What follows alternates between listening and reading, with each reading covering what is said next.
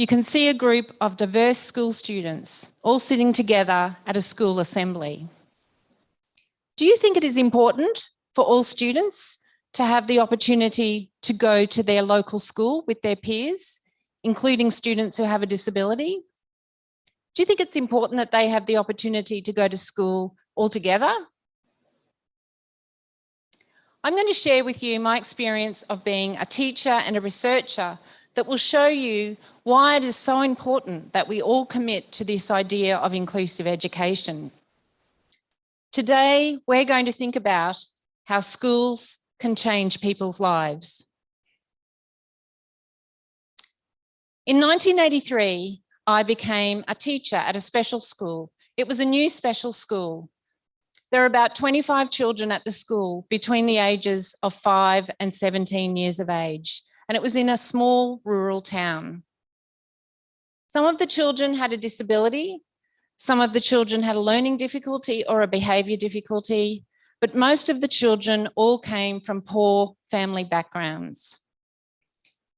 In 1983, when the school opened, the students were selected to go to the school by the local school principals, the guidance officers and the counsellors, and they were removed from their local school, their local regular school, and placed in the special school, away from their friends and siblings. In a small country town, students who went to the special school were labelled and ostracised. They were called retards. All of a sudden, they were seen as mentally and physically inadequate. Can you imagine what sort of impact this had on their young lives? Research tells us that special education establishes life trajectories that may limit life opportunities, may separate children from their siblings, neighbourhoods and communities, and may impact on the nature and the quality of the education that they engage in. In 1985, I became a teacher at a special school that was attached to an institution for people with disabilities in North Queensland. The school had children between the ages of about 3 years of age right through to young adults. And most of the students had significant and severe disabilities. Many of the students were wards of the state. So when they were born, their parents were encouraged to give them up and forget about them and place them in the institution. And the children became the responsibility of the government. It was the government's responsibility to look after their welfare. Some of the children at the school that I taught at saw their parents occasionally, but most of the students never saw their families. Can you imagine the impact that this had on their lives? In the morning, the children finished their breakfast in the institution, and then they were placed in wheelchairs in the institution and waited for us teachers to go and collect them and bring them down to the school. The school was in the same grounds as the institution. Some mornings when we arrived, there was a bed sitting in the garden in the sun. And that meant that one of the people in the institution had passed away overnight. And sometimes that person was one of our students. The children and young people slept in dormitories in cots that looked a little bit like the ones in this photograph. Most of the students, or most of the people in the institution, had self-stimulatory behaviour. They rocked and banged their heads and made lots of self-stimulatory noises, repetitive noises. And that was due to anxiety and being sad and lonely and being bored, or sometimes they just copied each other in the institution. So in an institution, self-stimulatory behaviour was normal. I remember a cage, much like the timber cage in this photograph. And the cage was at the entrance to the institution, and children were locked in the cage with not very much stimulation. This was really cruel and dehumanising.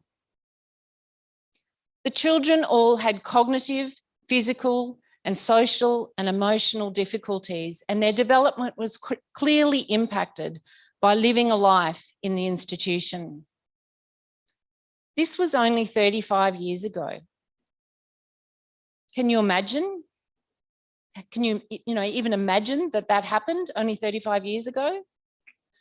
This is a photograph of me as a teacher with one of my other teaching colleagues, with one of the teacher aides, and the photograph is taken in one of the special classrooms in the special school that was attached to the institution.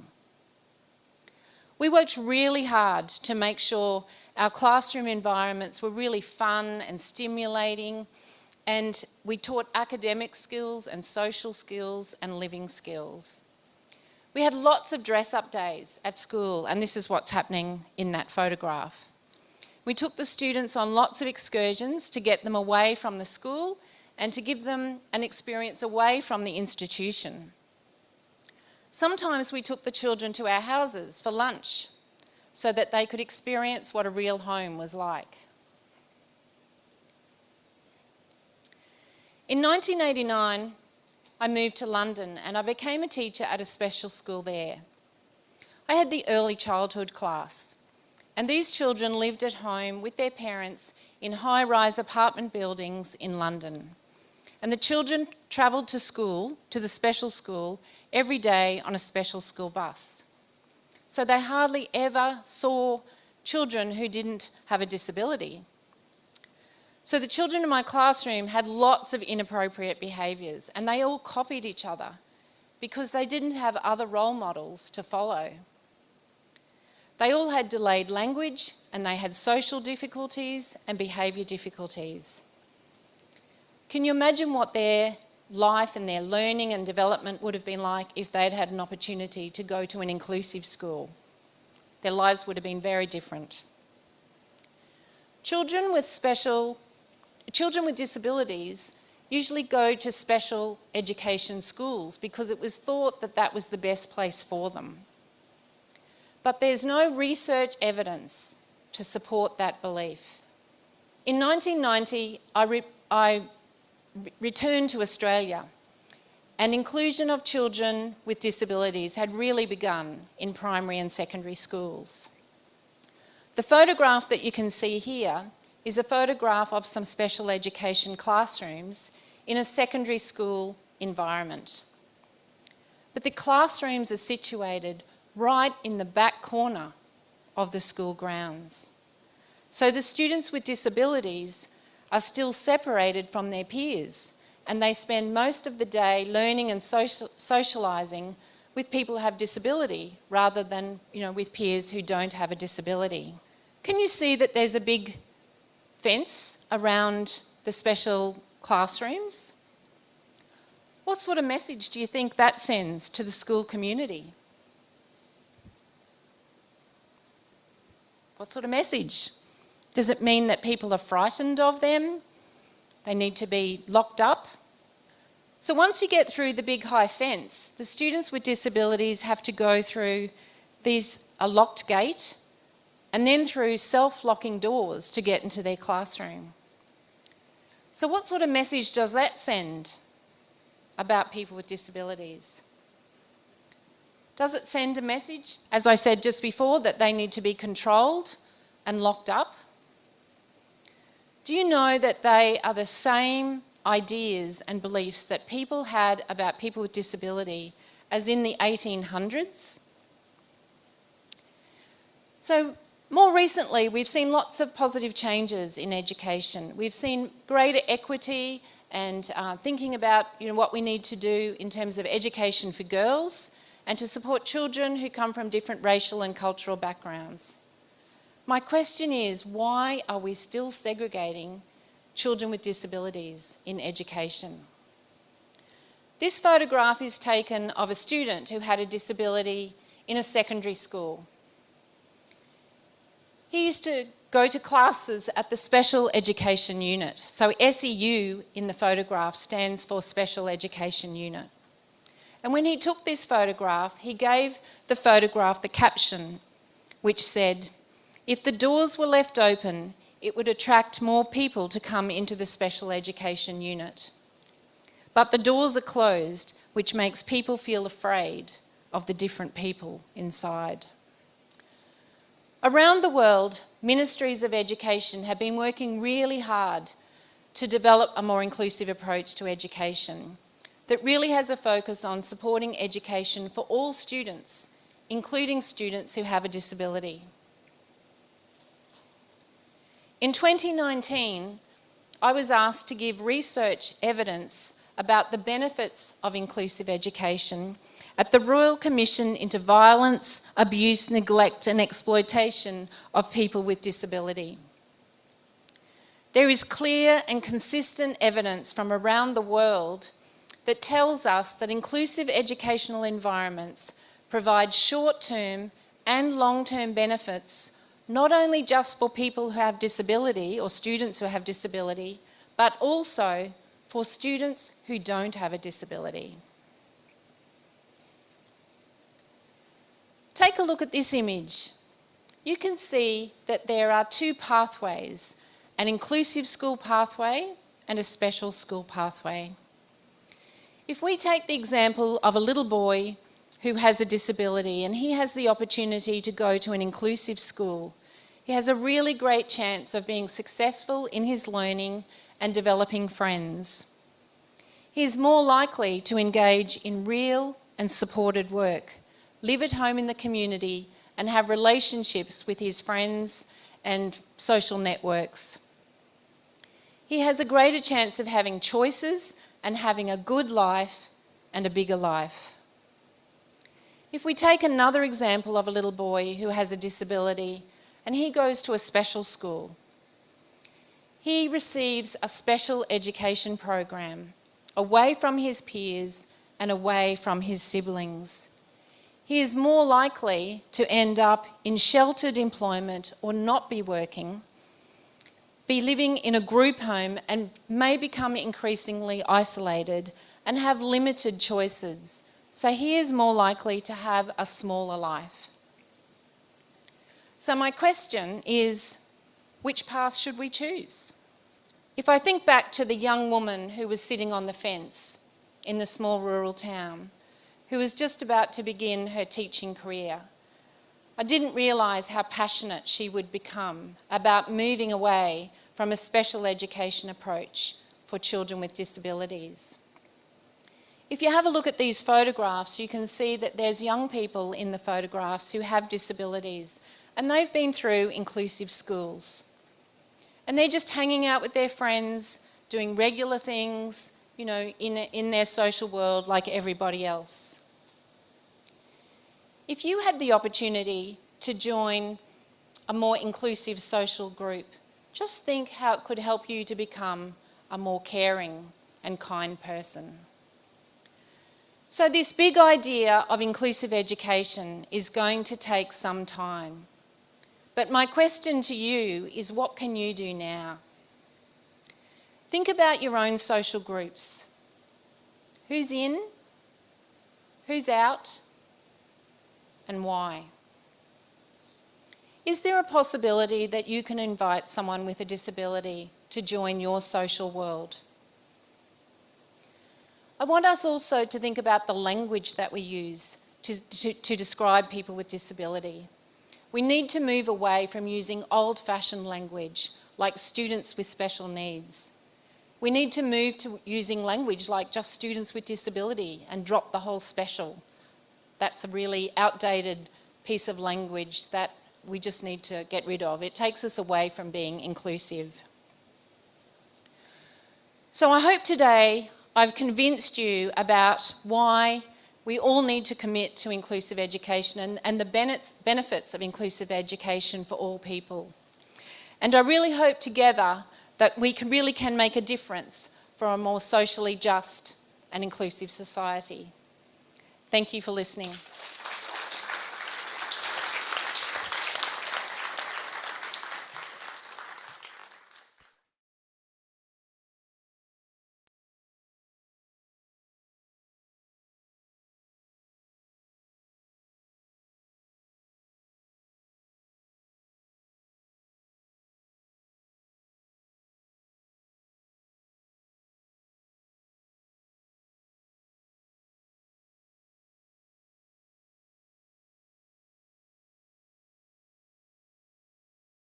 Centrum Silver Advance helps for heart health at 50 plus. Para feeling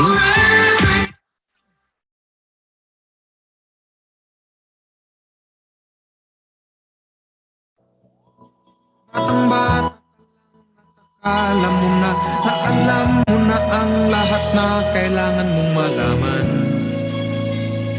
Buhay ay di ganyan. Tanggapin mo na lang ang katotohanan na ikaw ay isang musmus lang na wala pang alam. Makinig ka na lang, makinig ka na lang.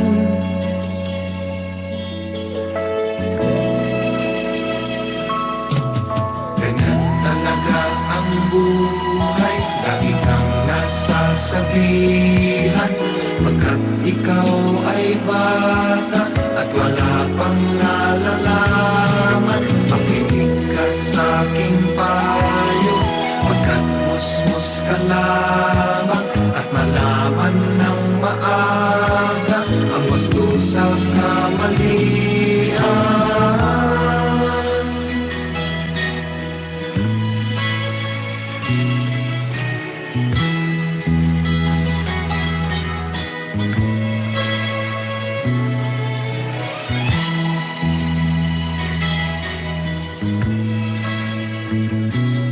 Batang-bata ako, nalalaman ko to. Inaamin ko rin na kulang ang aking nalalaman at nauunawaan. Ngunit kahit ganyan ang kinalalagyan, alam ko na may karapatan ang bawat nilalang. Kahit bata pa man, kahit bata pa man,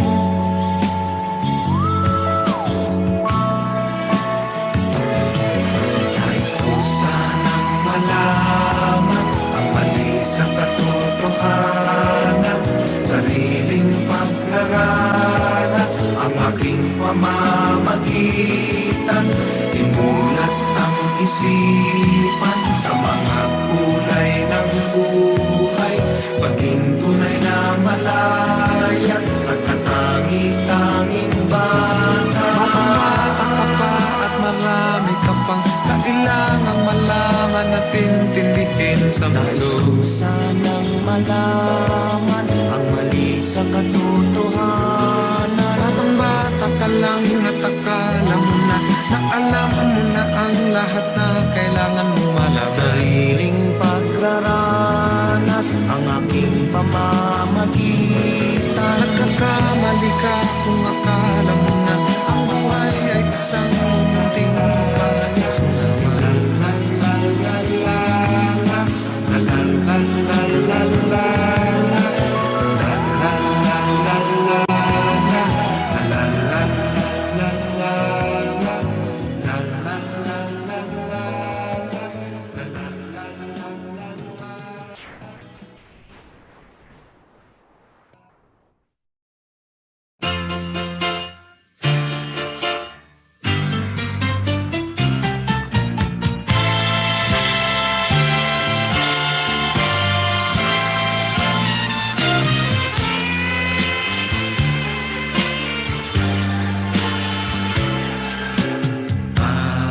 Panalangin ko sa habang buhay, makapiling ka, makasama ka, yan ang panalangin ko.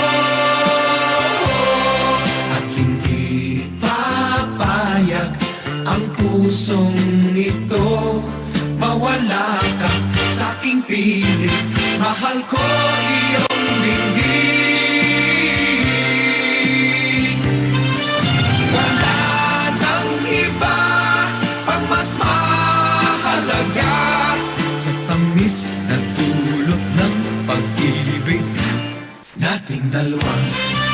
At sana naman makikinig ka kapag aking sasabihin, minamahal kita.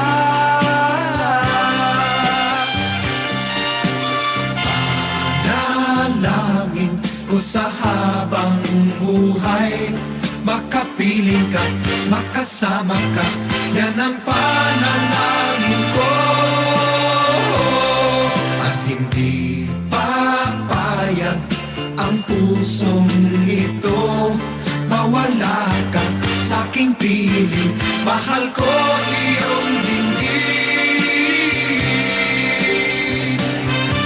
Wala nang iba pang mas mahalaga sa tamis na dulot ng pag-ibig nating dalawa.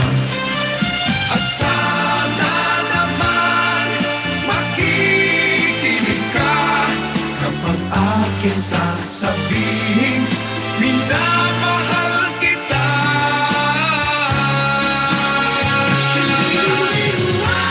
Manalangin ko sa habang buhay, makapiling ka, makasama ka, yan ang panalangin ko. Papayag ang pusong ito, mawala ka sa aking piling. Mahal ko iyong dinggin. Panalangin ko sa habang buhay, makapiling ka din, makasama ka, yan ang panalangin ko. At hindi papayag ang pusong ito, mawala ka sa aking piling. Mahal ko iyong dinggin. Panalangin ko sa habang buhay.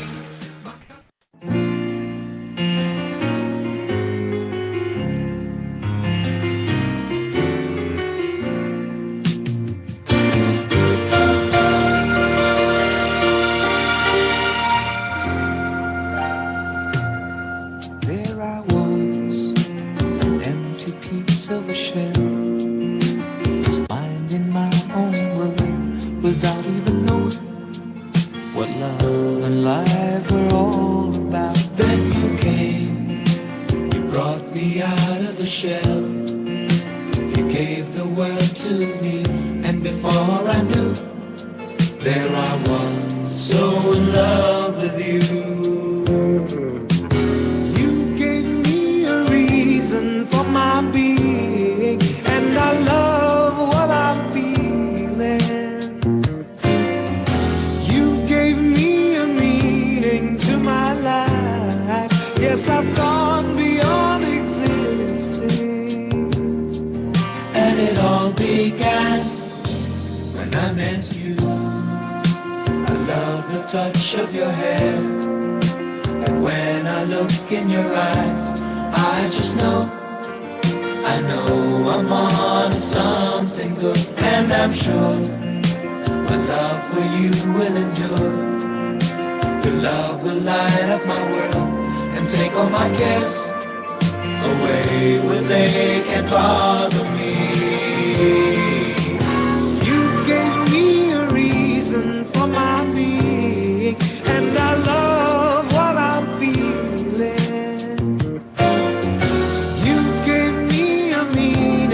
My life, yes, I've gone beyond existing. And it all began when I met you. You taught me how to love, you showed me a tomorrow, and today my love is different from the yesterday I knew. You taught me to love, darling, I will always cherish you, today, tomorrow, and forever.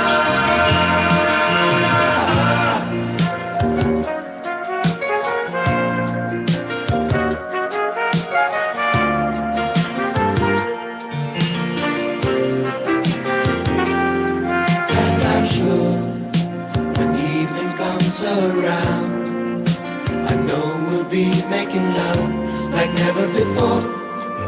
My love, who could ask for more? You gave me a reason for my being, and I love what I'm feeling.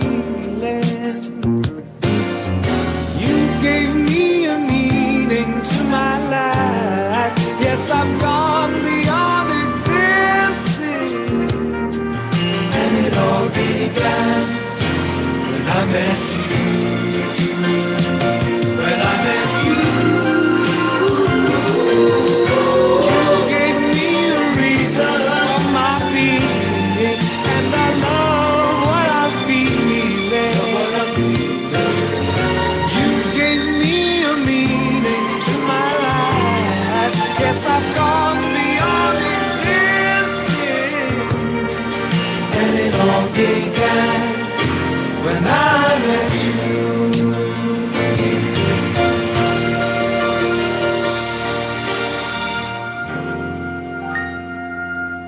When I met you.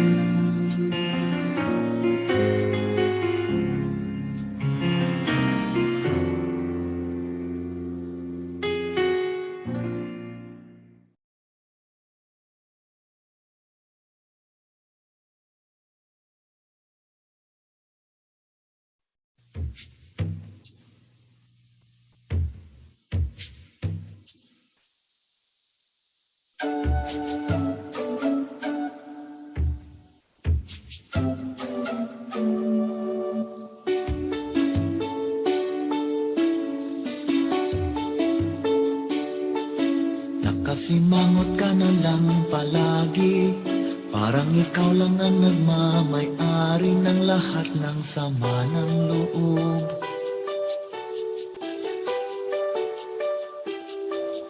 Pagmumukha mo ay hindi maipinta, nakalimutan mo na bang tumawa? Sumasayad na ang puso mo sa lupa.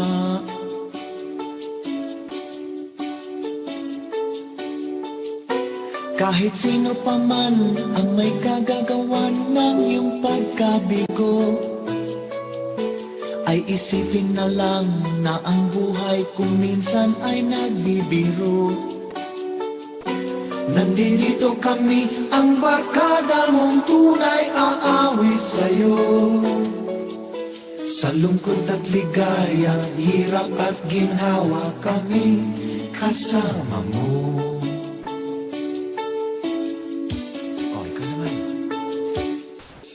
Kung sa pag-ibig may pinag-awayan, kung sa lapi ay wag ng pag-usapan, tayo'y di nagbibilangan. Kung ang problema mo'y nagkatambakan, ang mga utang di na mabayaran, lahat ng bagay ay nadadaan sa usapan. Kahit sino pa man ang may kagagawan ng iyong pagkabigo, ay isipin na lang na ang buhay kung minsan ay nagbibiro. Nandito kami, ang barkada mong tunay aawit sa'yo. Sa lungkot at ligaya, hirap at ginhawa, kami kasama mo.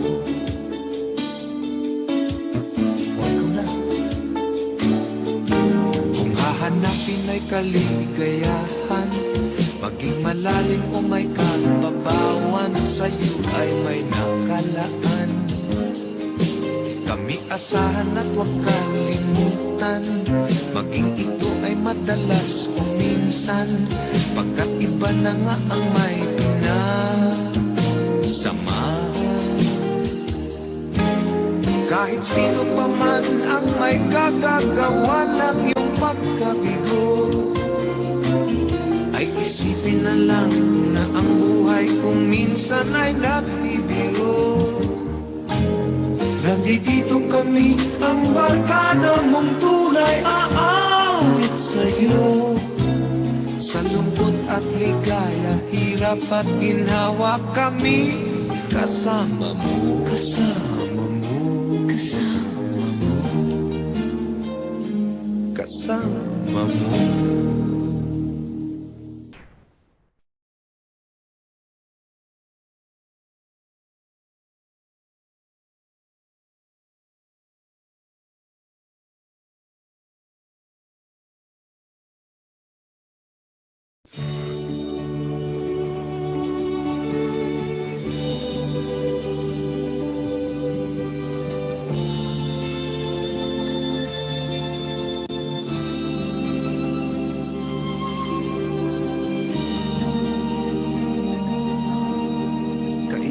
kaibigan,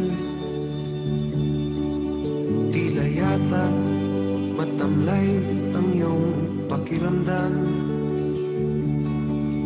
at ang ulo mo sa kaiisip ay tila naguguluhan. Kung ang problema mo o suliranin ay lagi mong didibdibin, ay tatanda kang bigla pag tumulo ang lupa, haba ang mukha at ikaw ang siyang kawawa. Iniwanan ka ng minahal mo sa buhay mo at nabigla sinamba mo siya, binigyan mo ng lahat at biglang nawala. Ang buhay mong alalahanin at huwag naman maging maramdamin, at tatanda kang bigla pag tumulo ang lupa, haba ang mukha at ikaw ang siyang kawawa. Kasama mo ako at kasama rin kita sa hirap at ginhawa. Ako'y kagabay mo at may dalang pag-asa. Limutin siya, marami pang iba. Kaibigan, kalimutan mo na lang ang nakalipas. Kung nasilaw siya, napasama sa iba't na pa ibang landas. Marami pang malalapitan, mababait at di naman pihikan, at tatanda kang bigla pag tumulo ang luha, haba ang mukha at ikaw ang siyang kawawa. Kasama mo ako at kasama rin kita sa hirap at ginhawa. Ako'y kakabay mo at may dalang pag-asa. Limutin siya, marami pang iba. Kaibigan, kalimutan mo na lang ang nakalipas. Kung nasilaw siya, napasama sa iba't na pa ibang landas. Marami pang malalapitan, mababait at di naman pihikan, at tatanda kang bigla pag tumulo ang luha, haba ang mukha at ikaw ang siyang kawawa.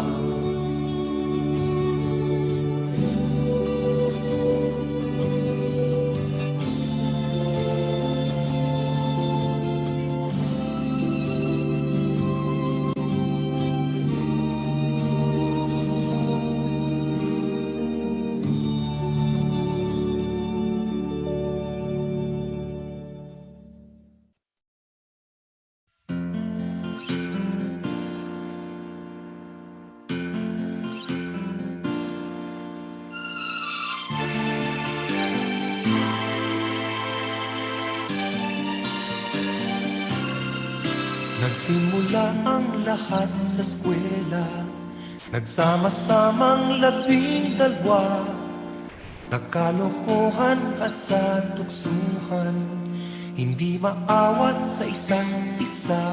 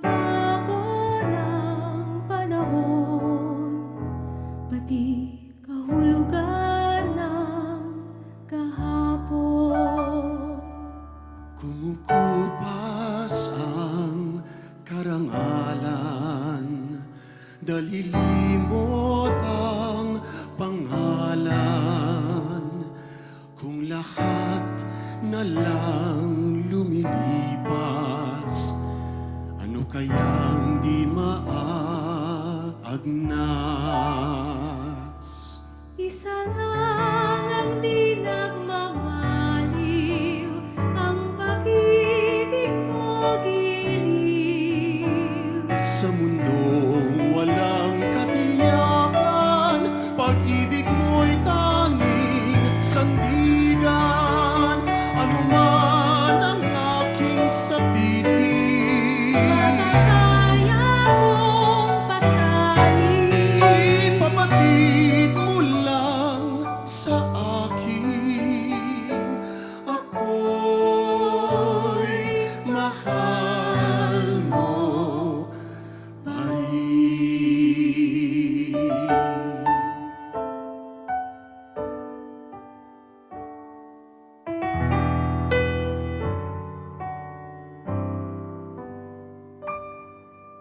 Isa lang ang di nagmamaliw, Ang pag-ibig mo giliw.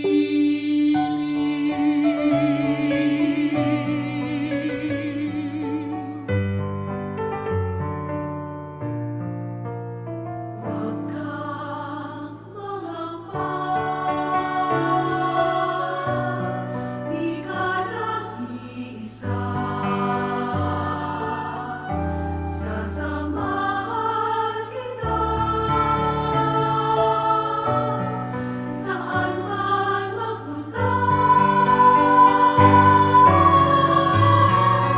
Ika'y mahalaga sa aking mga mata, minamahal kita.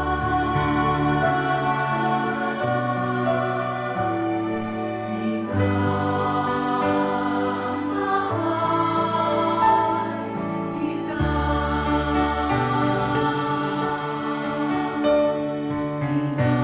Tinawag kita sa iyong pangalan. Ikaw ay aking magpapakailanman. Ako, Panginoon mo, Diyos, tagapagligtas mo, tagapagligtas. Huwag kang magamba, di ka nag-iisa, sasamahan kita saan man magpunta.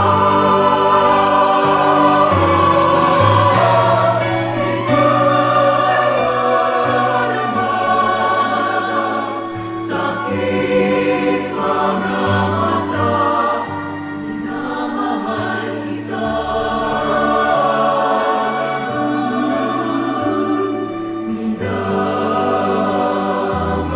Minamahal kita. Sa tubig kita'y sasagipin, sa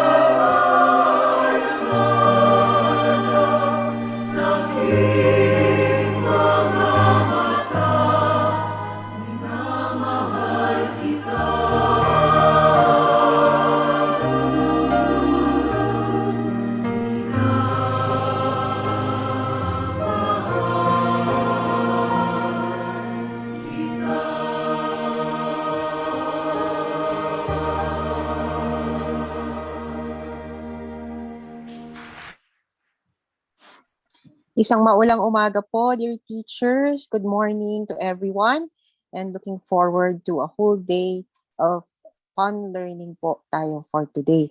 I hope you are all safe and warm wherever you are, and I hope your internet access and power, yung kuryente po will hold up for the whole day para po sa ating session 2 and session 3 for today.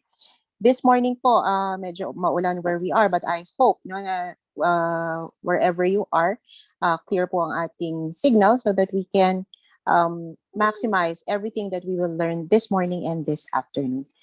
First off, before we start with this morning, let me welcome to the iLead family, Ma'am Abigail Perez, who is a lifetime member of iLead. So dun po sa mga interested to become members, you can access the membership link on our FB group page. Accomplish lang po natin yung link and we can send your certificate of membership as well as your ID together with your certificate for this program. Okay. A few reminders, of course. First off is our attendance for session 2. The link has been posted several times already on our Zoom chat and also posted on our FB group page. Dun po sa mga nagtatanong where to submit the assessment tool, like I announced yesterday in the orientation and also at the end of session 1, our assessment tool po will be submitted tomorrow after completing all the 4 sessions. Download lang po natin yung ating assessment tool, save it on our device, tapos po sagutan natin one by one yung ating assessment task after we finish each session. So yesterday po, tapos natin yung session 1 with Ma'am Gina Bermudo, yung ating ABA session. So I hope that by this time, nasagutan na po natin yung ating session 1 assessment task. For this morning po, after we finish with session 2, pwede naman na po nating sagutan yung session 2 and so on and so forth. Hindi pa po natin isasubmit yan. Isasubmit lang po natin kapag natapos na po natin all 4 sessions. So yan lang po yung ating clarification because there have been some questions yesterday about this. Okay, let me introduce to you our second session and our speaker also for this morning. For session 2, we have strategies and approaches for handling classes with diverse learners. So yesterday po, ang dami nating shinare about the diversity of learners in our classes. So iba-iba pong issues with them, iba-ibang learning styles and as well as challenges. And we asked a lot of questions yesterday. So I hope we'll be as active as well this morning. For this session, okay, let's see what we will talk about. It's an everyday reality for classroom teachers that each class has its own unique mix of students. It's also expected that each class will be diverse in terms of aptitude, attitude, and behavior. In this session, we will discuss strategies that classroom teachers can adapt to address the challenges of the diversity of learners in their own classes.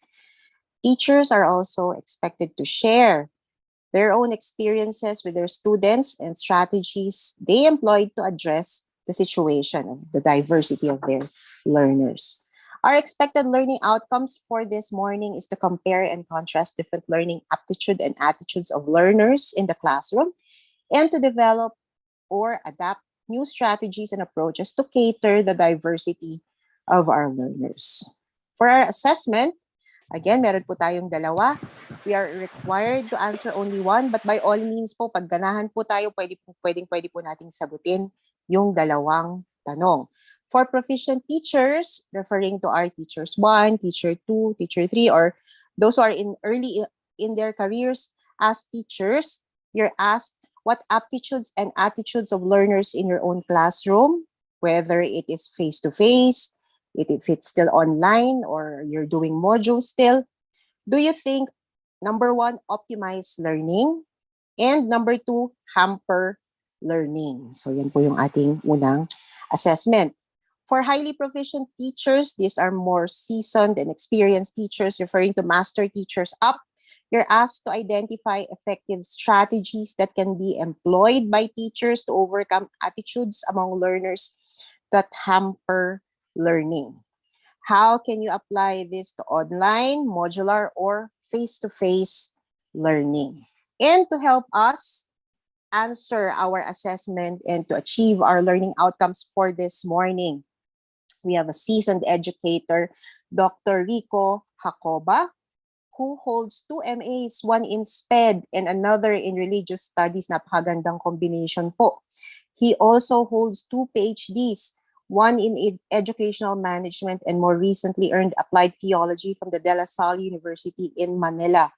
Dr. Rico has been teaching at St. Louis University for more than 20 years. And he'll tell us more about his SPED experience as he goes on with his session. Good morning, Sir Rico. Hi, good morning, Ma'am Maria, and good Good morning morning to po. all. Magandang umaga po sa lahat. I just want to know if you can hear me loud, clear. Your audio is clear, Dr. Rico. Okay, thank you. So magandang umaga sa lahat from Baguio. At medyo mga maulan nga rito ngayon. At I hope hindi tayo mawawalan ng kuryente at internet kasi sa mga ganitong pagkakataon ay madaling nawawala rito ang kuryente sa banda namin. No? Gusto ko rin din namang ipaalam sa mga participants natin na I will be doing the sharing together with a friend whom I am invited from the United States, no? Para naman makita din talaga natin yung kabuuan ng diversity from teaching dito sa Philippines.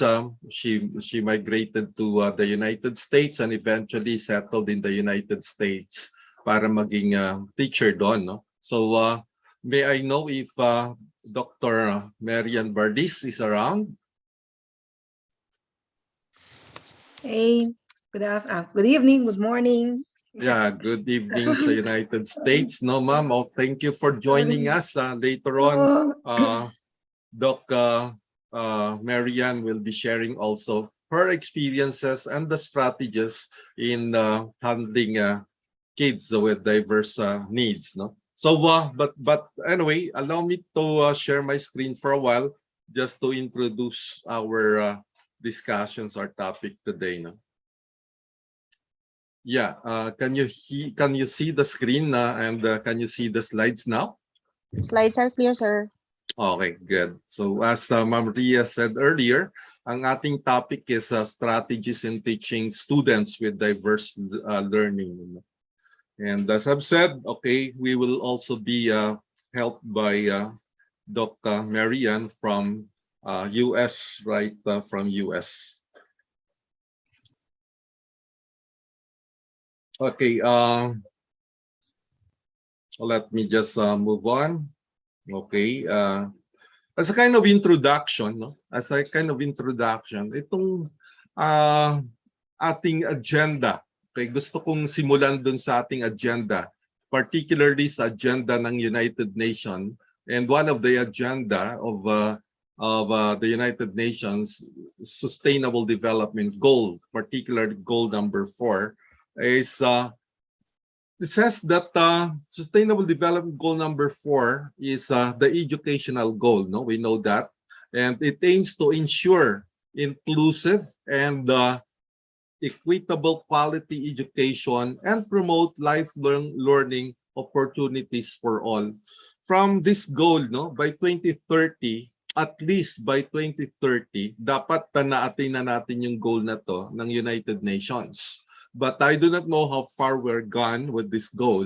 And that is why good that Ma'am Ria is very much active into conducting seminars like this. And eventually, even this particular catering to the need of the special or for students with special needs and diverse learning needs. No? So this is also our goal.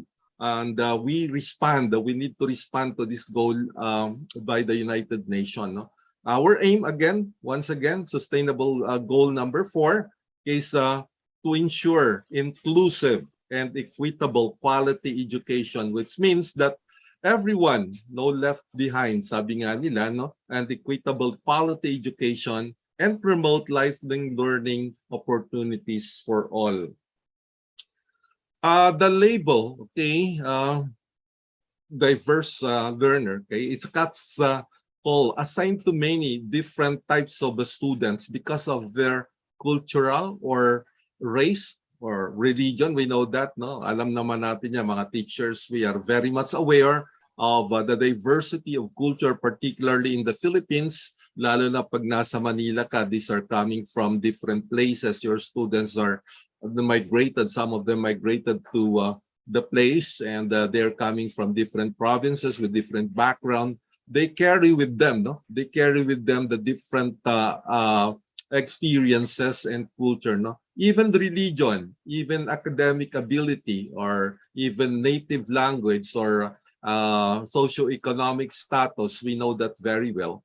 Among other considerations, we always consider that every time you are in front of a student or anybody, no, remember that everyone you meet, okay, is also carrying with him his own baggage. So merong kanya-kanya silang dinadalang background, experience, and etc. So in general terms, okay, this term, okay, a diverse learner, represents who are one who differ from the majority of students in some way when it comes to their education. Alam natin yon. Now, the law, particularly, especially in the Philippines, the law protects many of the group mentioned above when it comes to the type of education they should receive. According to the Elementary and Secondary Education Act, meeting the need of diverse learner is a responsibility, okay, not a bonus. So we don't say we do it because we have compassion, simply with compassion. Of course, that is important, the compassion towards the learner or towards the other. That's very important. But more than that, we are obliged to respond to it because this is what the law is saying. No? Many teachers have committed to making sure that all students received an equal and adequate education. But it's figuring out on how to provide this, and that's is very much tricky sometimes. No? So classroom teachers and other specialists, okay, seem to be on a constant search to find the creative ways to teach diverse learners. And that as I've said, I really appreciate, no, itong ganitong uri ng pagtitipon or gathering or seminar, kasi this really helped, no. I am not claiming that I am an expert to do this, but you yourself also have different experiences. Lahat tayo may kanya-kanyang karanasan kung paano i-handle, we deal with the students, and from our experiences, we share these experiences to one another. Then we realize we learn from one another. Wasn't it great that you listen to the stories of other people and eventually you learn from those stories? And that is that one way how I learn lessons. Usually, yung mga lessons naman, yung mas marami akong natututunan sa pakikipagkwentuhan sa mga ibang tao, sa mga seminars, more than in the classroom sometimes, no? So mas maganda yung practical na natututunan natin kung minsan. Yung bang attend seminar, constant seminar, kahit na sometimes alam mo na, pero kung minsan may bago pa rin. So alam natin na lahat ng estudyante ay magkakaiba. So it's a student or even not student, no? So alam din natin na walang isa or there is no a single approach to to everyone, no? So neither learning style is better. Each student has different ways of understanding and engaging with new information that eventually the level of engagement can even differ from one subject to another. We know that very well. Sometimes you have 3 or 2 students in the classroom, you notice them, magkakaiba yung kanilang gusto, magkakaiba yung kanilang interest, magkakaiba yung kanilang priority and etc. Not to mention, okay, yung kanilang orientation sa family at yung pressure na nanggagaling sa kanilang mga parents, and of course their dream, their desire, the thing that they want in life. in most cases, you will realize may mga dream yung mga bata na hinahandle natin, yung mga student na hinahandle natin. Pero marirealize natin may mga dream din yung mga parents na kanilang yung mga nanay nila. At meron ka ring dream for your for your students. So ito yung interplay ng mga pangarap ng mga bata at iba-ibang pangarap ng iba't ibang tao na nakapaligid sa kanila. Okay? Dahil sila yung mga bata, in most cases, the thing is they behaved well according to the parents' like. Okay? But eventually, you will realize that habang tumatanda sila, gusto na nilang sundin ang gusto nilang mangyari sa buhay nila. So you as a teacher, you have to also consider this. No, we have to consider this, that meron ka ring gustong ituro sa kanila, but eventually makikita natin na iba rin pala yung gusto nila. So at the end of the day, variety is the key to developing engaging lesson plans. Okay? Please do not alienate passive learners as well. Kasi may mga passive learners tayo na para bang wala lang ginagawa pero actually nakikinig naman pala and they're learning a lot, and that's their that's their learning style as well. But don't neglect as well the active learners. Ito yung mga pabibo, paraging nagpapapansin, and etc. So yung diversity niyan so real in all our classrooms, no? It is very real. I just want you to watch this video, a short video clip that I've prepared.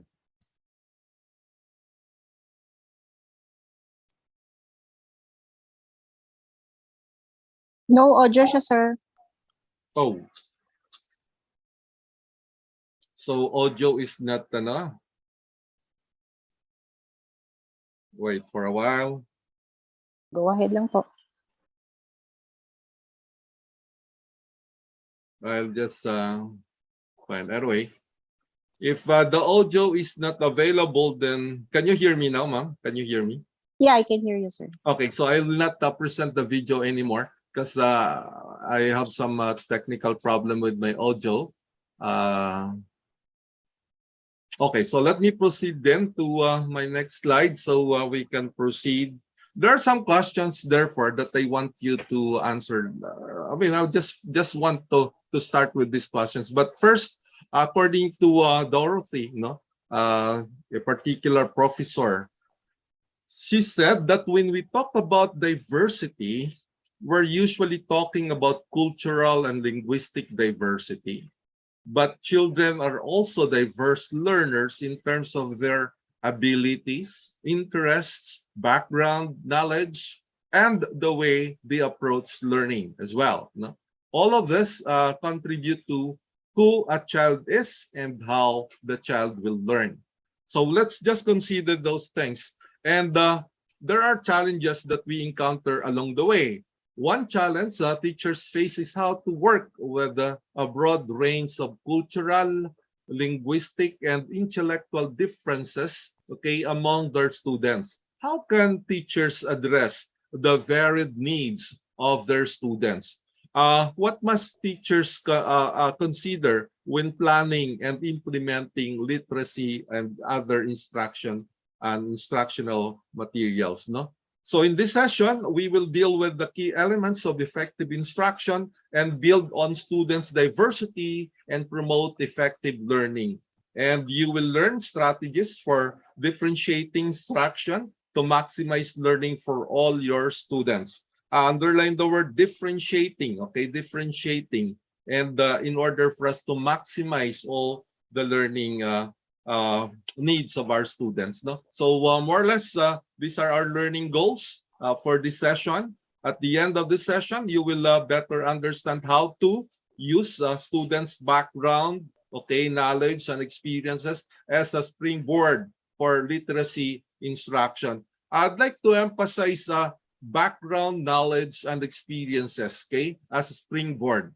In other words, the most important thing that we need to consider first and foremost is know your students.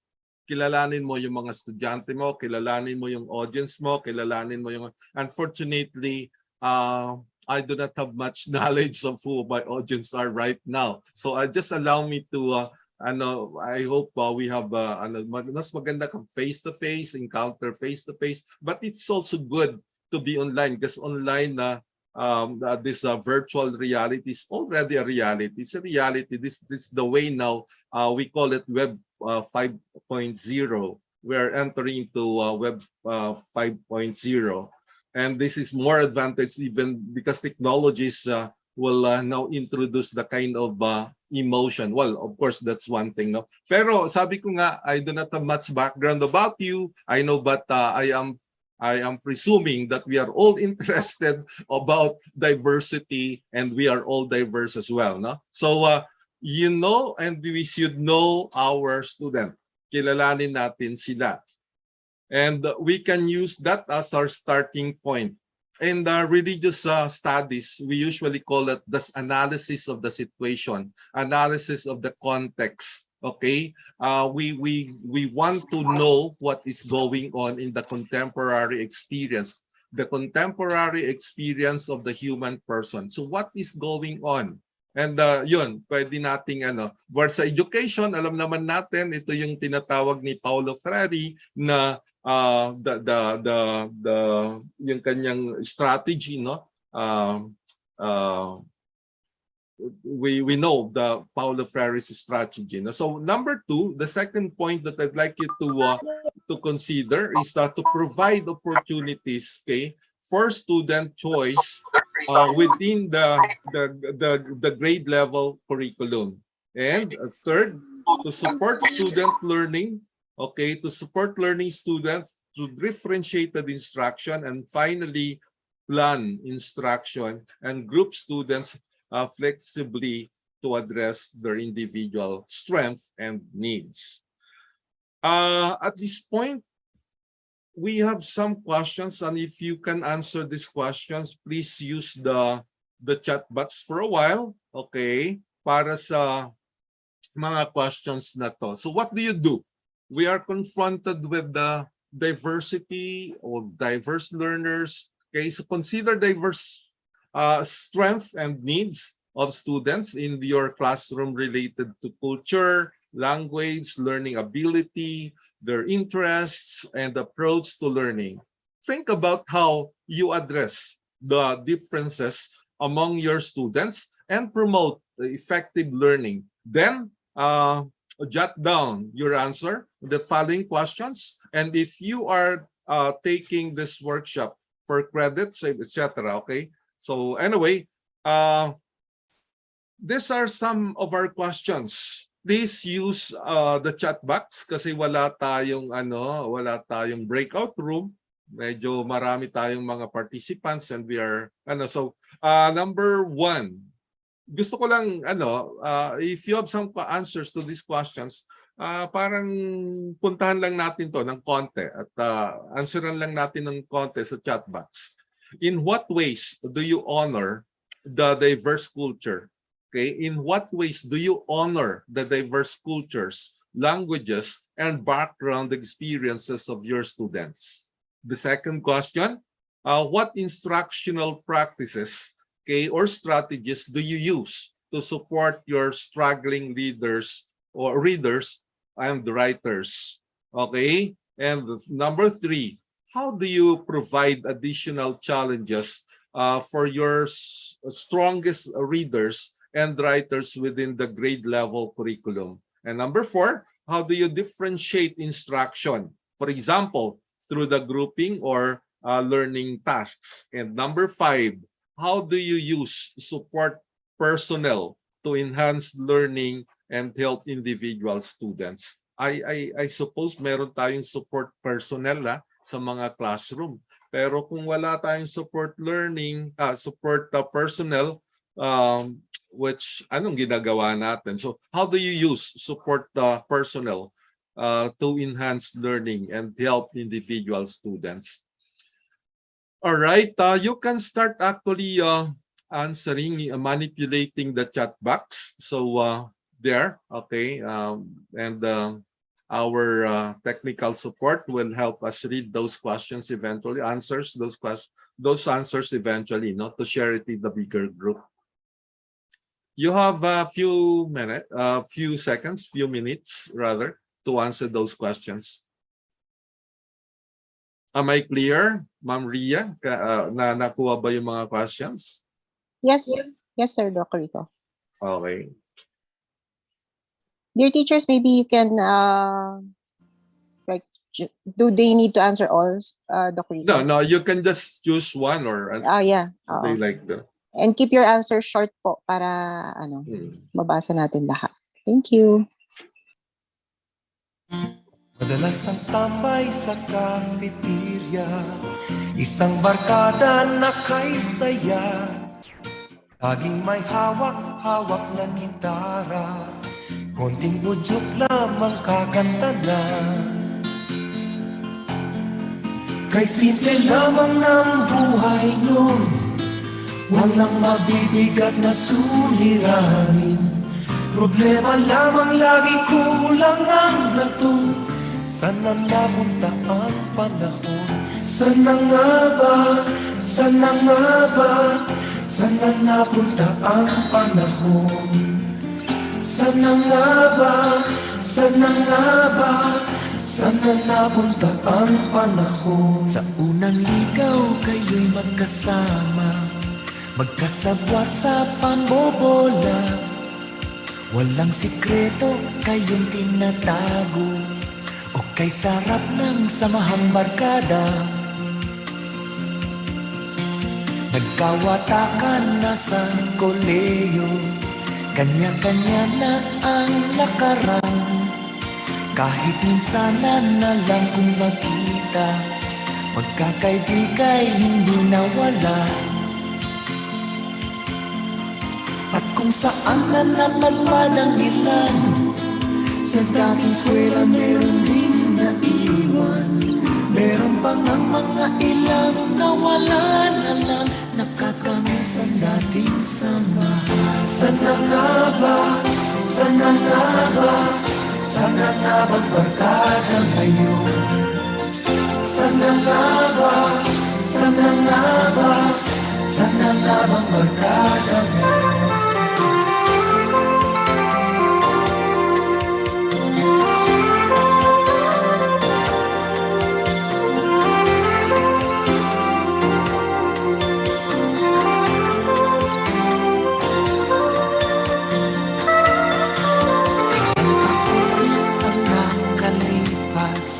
Bawat isa sa amin tatay na nagsusumikap upang yumaman at guminhawang kinabukasan.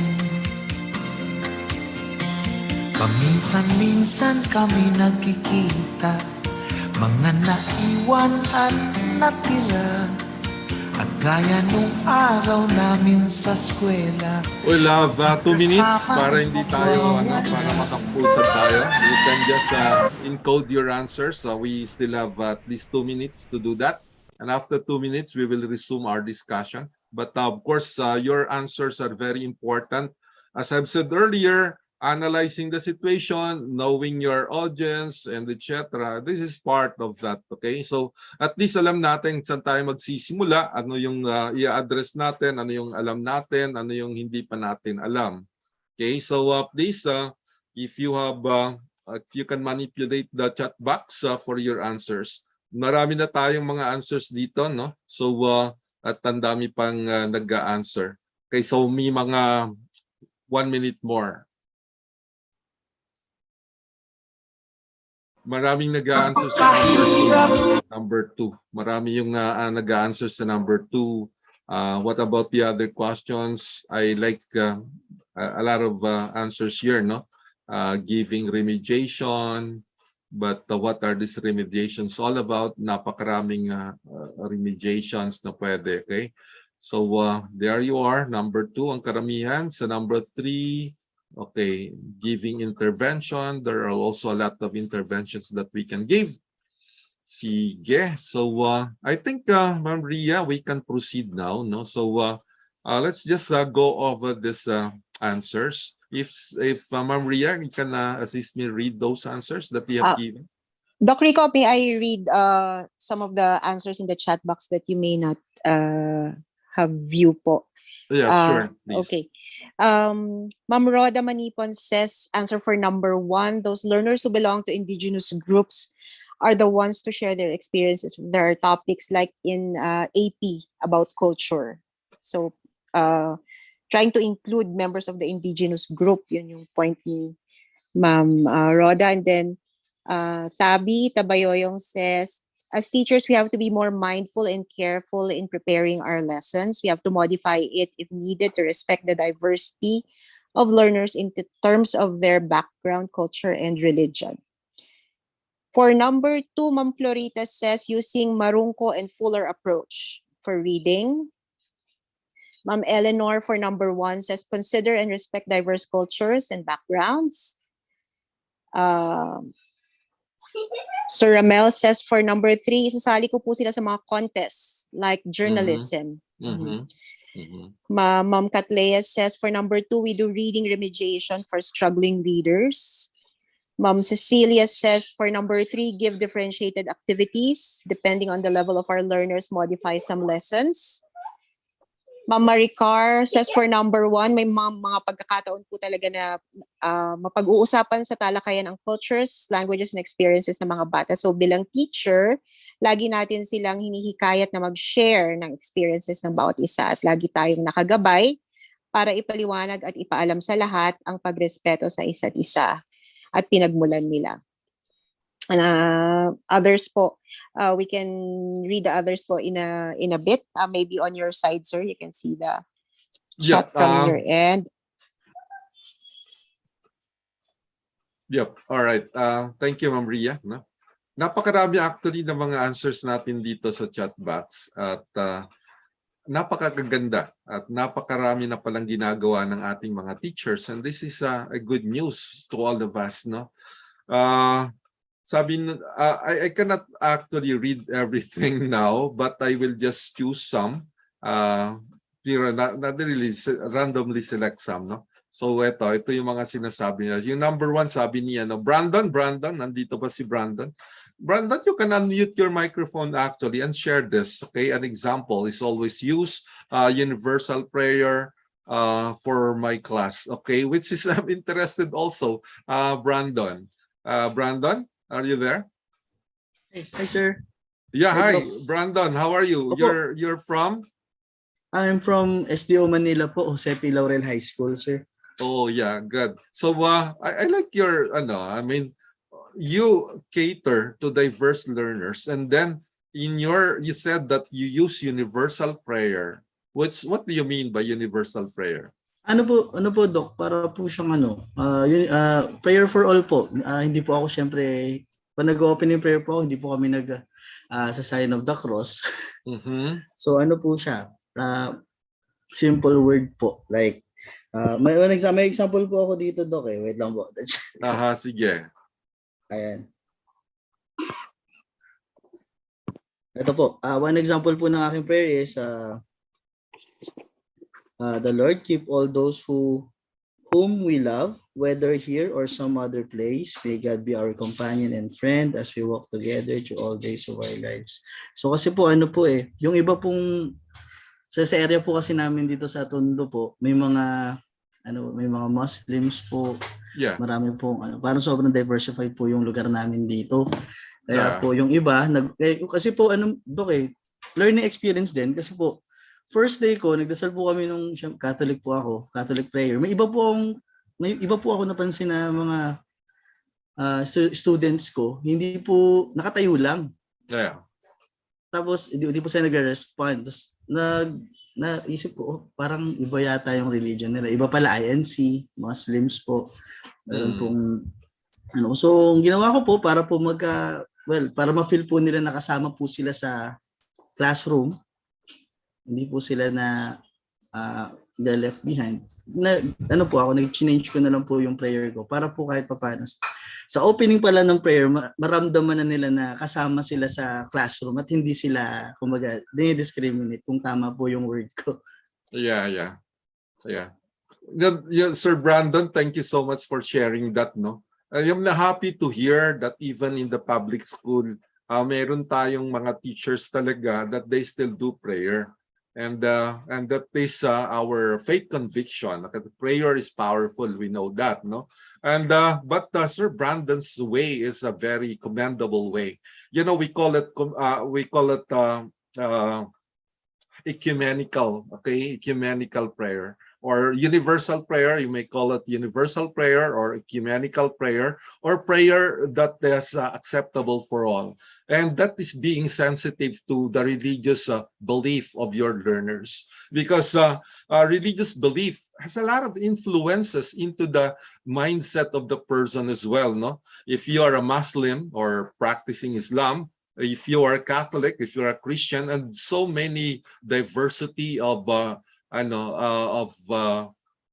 religious practices. In the religious parlance, we simply call it interfaith. Okay, interfaith prayers. No, so in our classroom, meron yon. Iba't iba ang religious belief ng mga, and good that Sir Brandon's very much aware of that.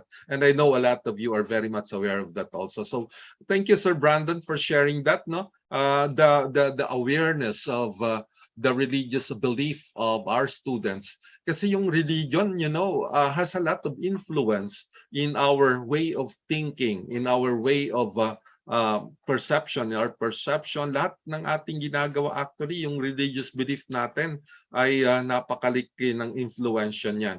And especially pag nasa sa classroom tayo. Kaya nga one of the experiences that I can share to you later on is how to create a workbook, no? Yung workbook in a 99.9% Muslim country. And I was tasked to create a handbook or workbook for our students in an international school somewhere, okay? At eventually, I am a Christian creating a workbook for the Muslim, and the wordings in the workbook are very sensitive, no? So tingnan natin yan. Share ko yan mamaya. Thank you, Brandon. But allow me to kasi we have a very important friend who will share also her experience about diversity at this point of time, kasi alam ko medyo gumagabi na din sa United States, no? Doc Marian, Doc D, nandiyan ka ba? We want to hear from you and share to us your experience, the different strategies that you are manipulating in handling children with differentiated needs. Doc D? Okay. Yeah, good evening, good morning. So ano pa lang dito, Friday evening, Saturday na po sa inyo dyan. Yeah, it's nice to see you again. And you know, I don't know if you noticed, like I smiled when the video, because we have 214 participants and one of them was my former student. So she sent me a message and then she told me, Mom, I'm so happy to see you again. Oh, that's the reason why I smiled. So yeah. Yeah, good. That student, need to recognize that student of yours. Thank you. Yeah. Go on, Ma'am D, Doc D. Yeah. Okay. Anyway, yeah, I would really appreciate if it will be more interactive, if our participants will ask questions, and yeah, because this will be more participative. So I can share my experience here, but of course you can ask me. Might be, you know, the sharing that I will tell you is already this is already your practice. At any rate, so in terms of the strategies that I'm implementing, but just to give a background of my of course, my professional experience here. And then, of course, one of my students, she was my former student at St. Louis University. So I taught in St. Louis University for 17 years. And then here in the US, I'm almost like, a decade here. So at first, I taught in Maryland, and I taught in elementary as well as in middle school. And after that, I taught in Arizona, I handled middle to high school, and right now I'm handling elementary again. Okay, but to be honest, I told to myself I might rather go back to high school anyway. So different students, different cultures. You know, there's always a commonality. Okay? There's always a commonality. All of them, all of us, okay, we have our own needs. So that's the common nature.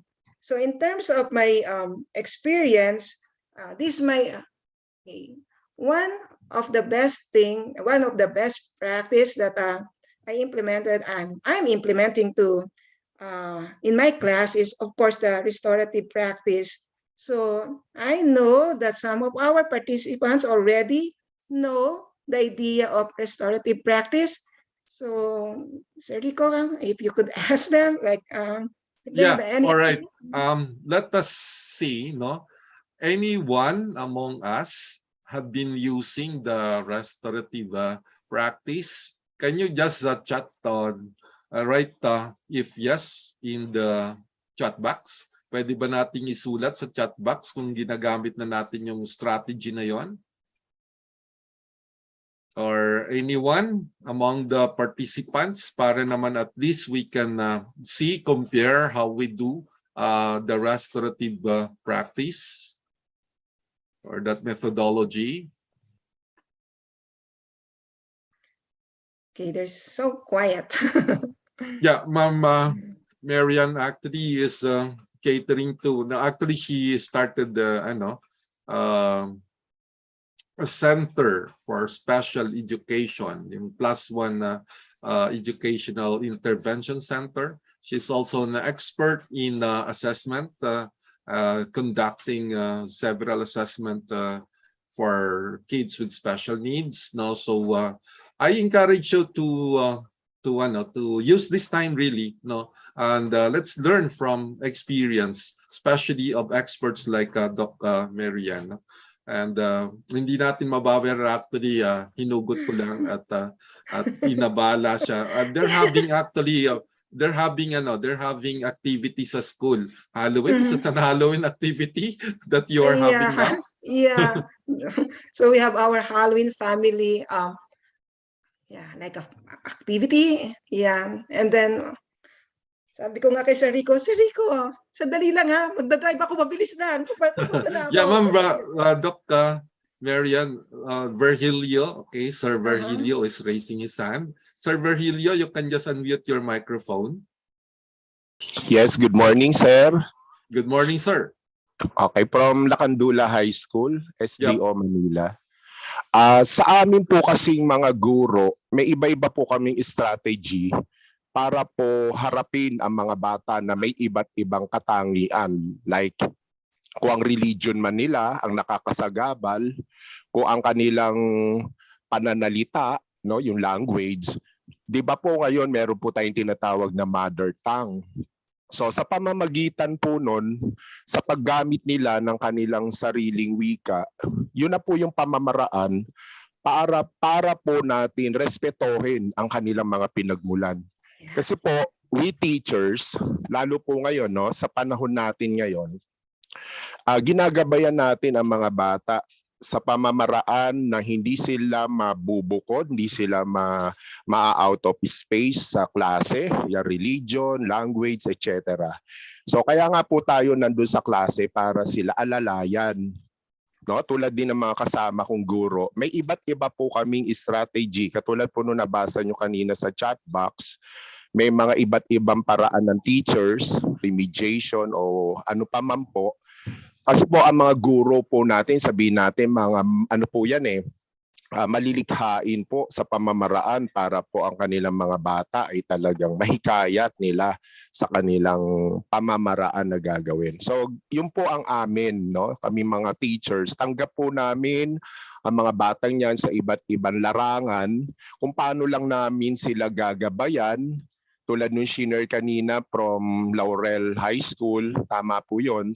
na ang panalangin po kasi, 'di ba, sabi nga natin lahat naman na religion ay nirerespeto naman natin. Pero nga meron siyang kakaiba na nakikita na may mga bata na hindi talaga aktwal na nagdarasal. So sa pamamagitan mo bilang ikaw yung kumbaga sa barko, ikaw yung pinakakapitan doon. Ikaw bilang guro, alam mo paano mo gagabayan ang mga bata. Sa ganung pamamaraan, maiba man sila ng aspeto ng kanilang katangian bilang mag-aaral, hindi sila maa-out of place kasi nga po, ikaw na guro ang mas nakakakilala sa kanila. Kaya nga po, di ba, sa opening of classes, kinikilala natin ang bata. Nag-orientation po tayo, pinakikilala mo ang bawat isa. Sabi nga po, getting to know you and getting to know me. Ikaw rin bilang guro, baka naiba ka rin ng pananalita, relihiyon, aspeto ng iyong pagkatao. So that's all, and good morning, sir. Yeah, thank you so much. No, yeah. Sabi nga ni Ma'am Ria kanina, using the politically correct language is very important as well. Thank you, Sir Virgilio, for sharing that. No? Alam natin na yung mga estudyante natin diverse. No? So ito yung mga bagay na napaka-basic na dapat alamin ng bawat teacher. Pero sa karanasan, halimbawa ni Ma'am Doc Mary Ann, magturo ng mga students dito sa Philippines, particularly those with diverse needs and the students with special needs, especially, no? Tapos sa United States, meron ka ba nakikita, Doc Mary Ann, na halimbawa ay sa culture na lang, magsisimula tayo sa American culture, Mexican culture, or whatever culture in the United States do you have. Dito naman sa Pilipinas, meron tayong Ilocano, meron tayong Ibaloy dito sa Cordillera, meron tayong Kangkanai, meron tayong Pangasinan, meron tayong Tagalog. Iba't ibang kultura rin tayo. So pag titingnan mo yung mga dynamics ng diversity of culture, of religion, of learning needs, may kaibahan ba tayo? Or basically parehas lang din naman? Okay, I'm so happy that when Sir Virgilio shared the language, and then, based on my experience here, because right now I'm in New Mexico, in terms of the language and in terms of the curriculum, pareho rin, almost the same dyan sa atin. Kasi, like for example, yung sa atin Panatang Makabayan, dito kasi Pledge of Allegiance in both and two languages. First is in English and the other one is in Spanish. So una sasabihin yung Pledge of Allegiance sa English, pagkatapos noon may Spanish, and all the communication it's both in English and Spanish. And even in the curriculum, morning, in elementary, morning it is in English, and those students who are English learners, they have their own curriculum in the afternoon. So two languages, parang din sa atin dito siguro sa mother tongue. Pero sa mother tongue kasi natin, I don't know if I got it right, like for in elementary, I don't know until what grade, it is purely mother tongue. Tama ba? Ngayon merong move na papalis na naman daw yung mother tongue, okay, sa elementary. I mean first level. And I don't know kung I'm not even aware kung na-implement na yun, pero I've heard that Ed is planning to remove that, but they will maintain using the native tongue for teaching, no? So may update ba tayo ng mga teachers natin? So so yun yung mga development dito, no? Although what is more appreciative if we're going to see it and use a language in the classroom, di ba, ma'am, is the inclusive language that we use. And whenever we use the inclusive language, we should be very much sensitive, okay? Kasi meron na tayong different levels about sa gender na lang.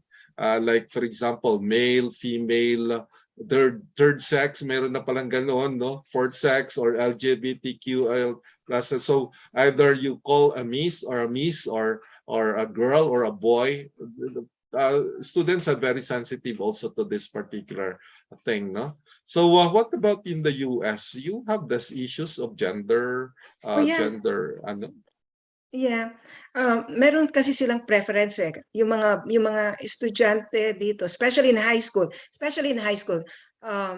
like for example, their preference is to be called as she or he, no matter what. So doon talaga yung i-address kasi may rights na sila.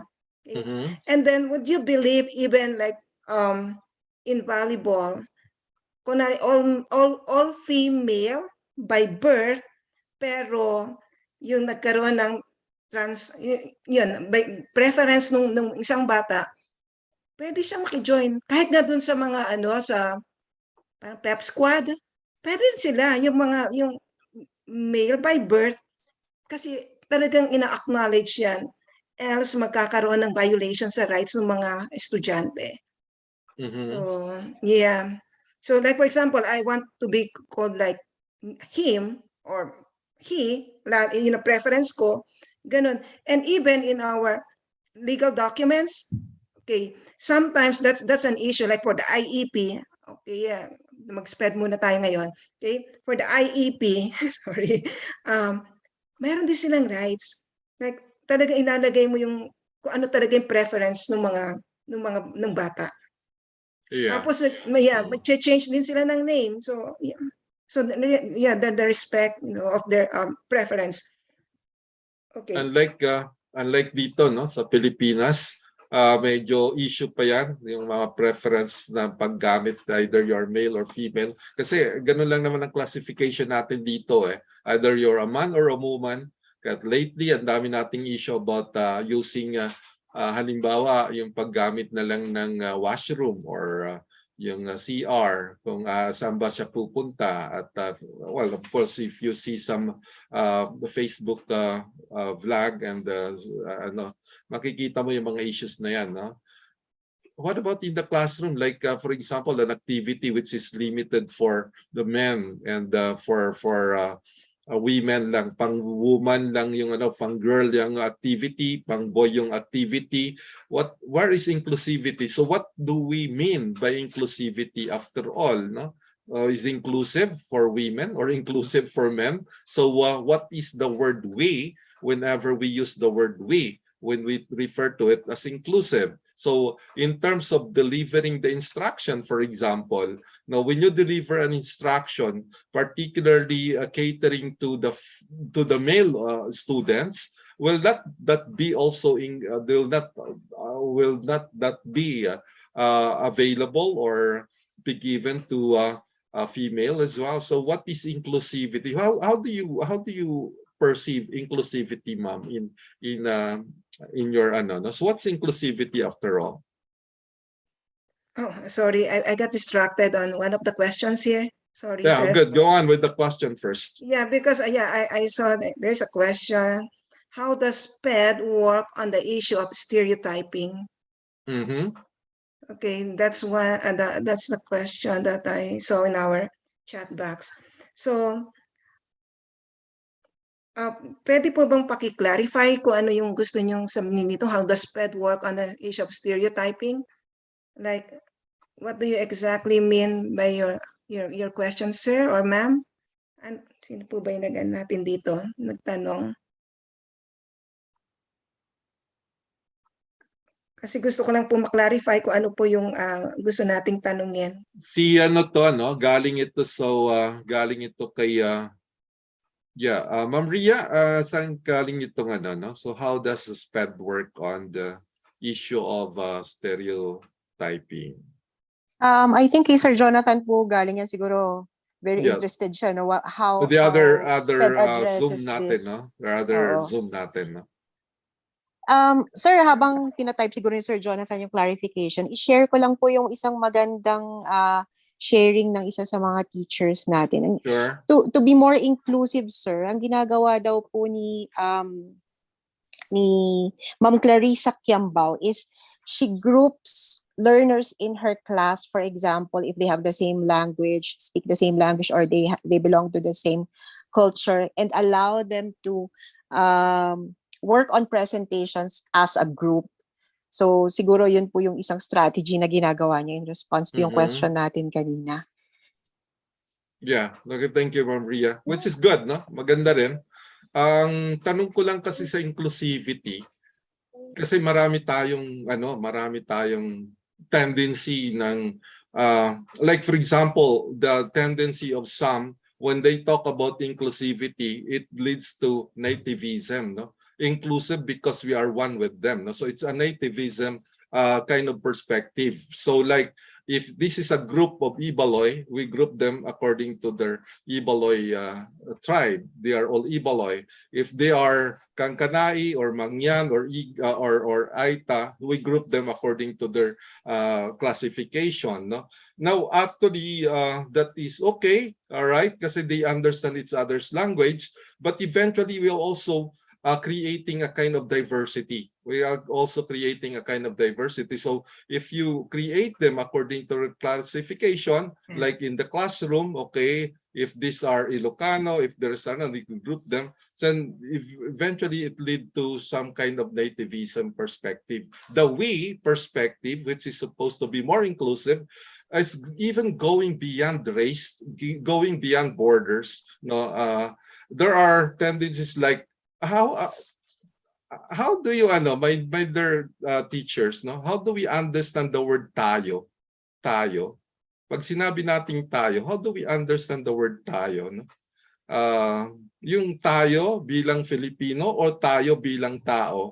Okay? At pag sinabi nating tayo bilang Filipino, then we immediately exclude non-Filipinos. Okay? Pag sinabi naman ng tayo bilang tao, then we immediately exclude the non-tao, which is also part of our inclusive language, supposed to be the nature, the spirits all around. These are part of being of our being. No? But anyway, we're going beyond actually. So back to Dr. Dumalanta, kasi I'm interested, ma'am, sa mga strategies. So we have diverse learners, no? We have diverse learners, and what are some strategies that you apply?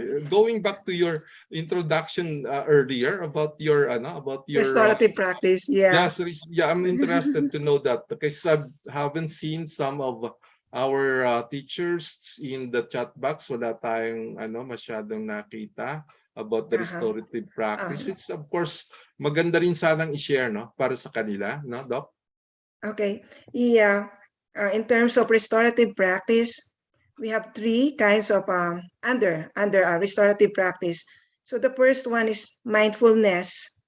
So usually yung mindfulness, our idea of mindfulness is like meditation. So again, that's only a small part of a bigger part of restorative practice.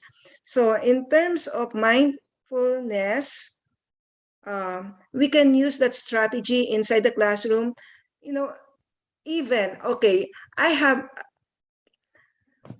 I've experienced teaching in an inclusive setting. So my work, even in Maryland, as well as in Arizona, I went to this classroom. So my students are in the regular class. And inside the regular class, that's the time that I'm giving them help. And of course, I need to collaborate with the regular teachers. So, ganun yung practice ko doon. But here in New Mexico, I need to pull them out and I have my own curriculum for those students. Okay? But even in Arizona or different states, the restorative practice really works. So the first one is I'm sharing about the mindfulness. Okay, Sir Rico, pwede kong i-share yung screen. Tingnan ko lang ha. Tingnan ko lang kung ma-share ko. Yeah, Ma'am Ria, as co-host. Yes, naka-co-host na po si Doc D. You need to unshare po muna, Doc Rico. Yeah, sure. Okay, sorry. All right, let me stop sharing. Okay. Okay, tingnan ko lang kung masashare ko ito ha. Yes. Hold on. Tingin ko hindi pwede yung aking may video rin dito. Mukhang hindi rin yata siya mag-work. Tingnan natin siya. Doc D, some of our teachers are saying, I think they're doing also restorative practices, pero hindi lang yata nila alam yung umbrella term for it. They say like doing check-ins, doing classroom management strategies to check in on their students, I think also belong to your idea of restorative practices. Okay. Tingnan ko. Share ko na ba? Not yet. Not yet po. Not yet. Okay.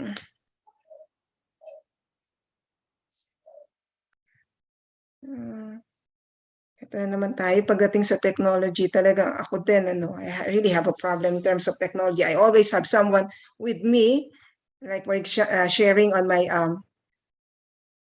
we are digital presentation. migrant. Anyway, so the first one, what I'm saying is about mindfulness.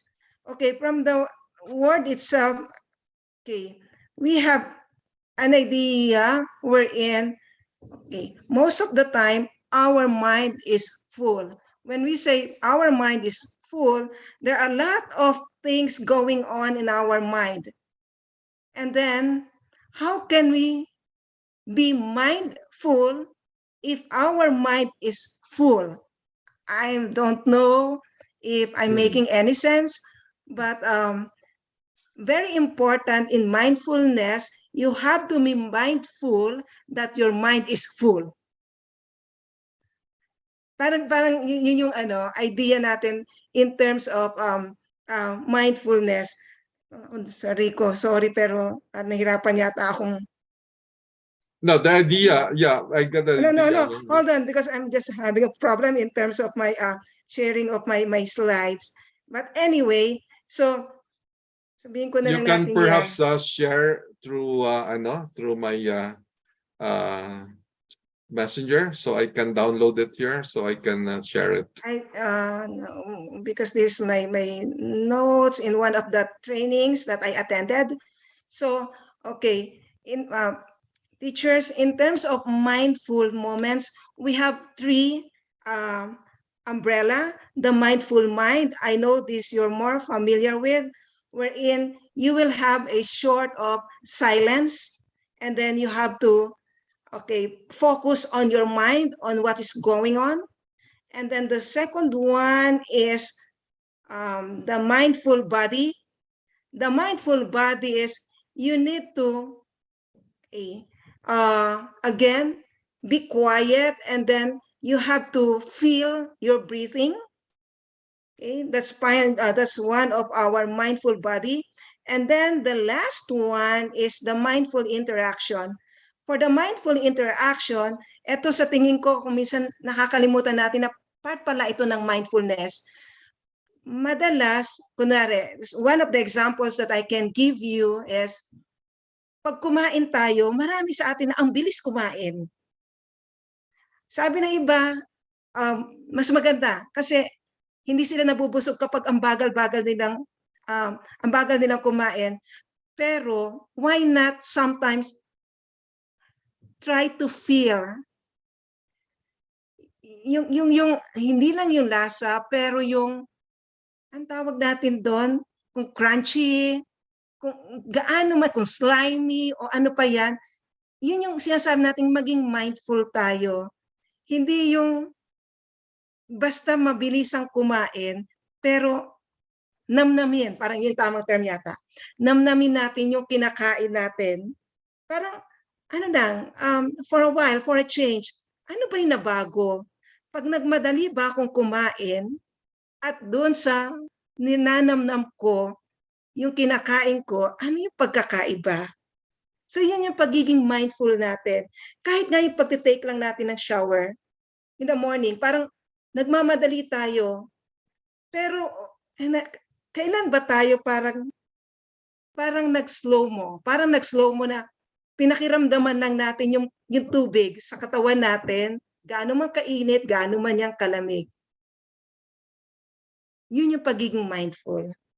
So, in terms dun sa ating classroom management, okay, most of the time, mindfulness, ang ginagawa namin dyan, usually, bago mag-start ng klase, hayaan lang natin yung mga bata. So, pakiramdaman lang nila, okay, quiet time, sometimes it should be quiet time, and then they need to be mindful, whatever, like for example, in terms of interaction, body, or mind, kung ano man yung gusto natin. So, kung yun yung body, hayaan nyo lang silang pumikit. Pagkatapos, ang sabihin nyo na i-focus lang nila, pakiramdaman nila yung how they breathe. Kasi yung mga bata sa loob ng classroom, I'm telling you teachers, marerelax talaga yan. Okay? Marerelax yung mga estudyante natin, it will only take like 5 minutes. So, aside from, of course, I don't know kung nakikita ko naman kasi yung part naman ginagawa natin sa school, meron muna tayong exercise sa mga bata. That's for their physical.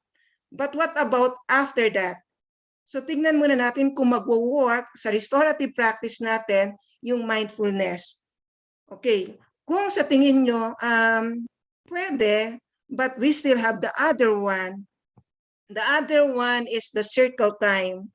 Okay, so that is also under restorative practice. For the circle time, okay, ito yung lagi kong binibigay na example. Ayan. So sa circle time, from the word itself, hayaan na lang natin yung mga estudyante natin na naka-circle, and then ibibigay natin yung mechanics sa mga estudyante natin. Bakit tayo magkakaroon ng circle time? Ano ba yung gusto nating, ano yung objective natin?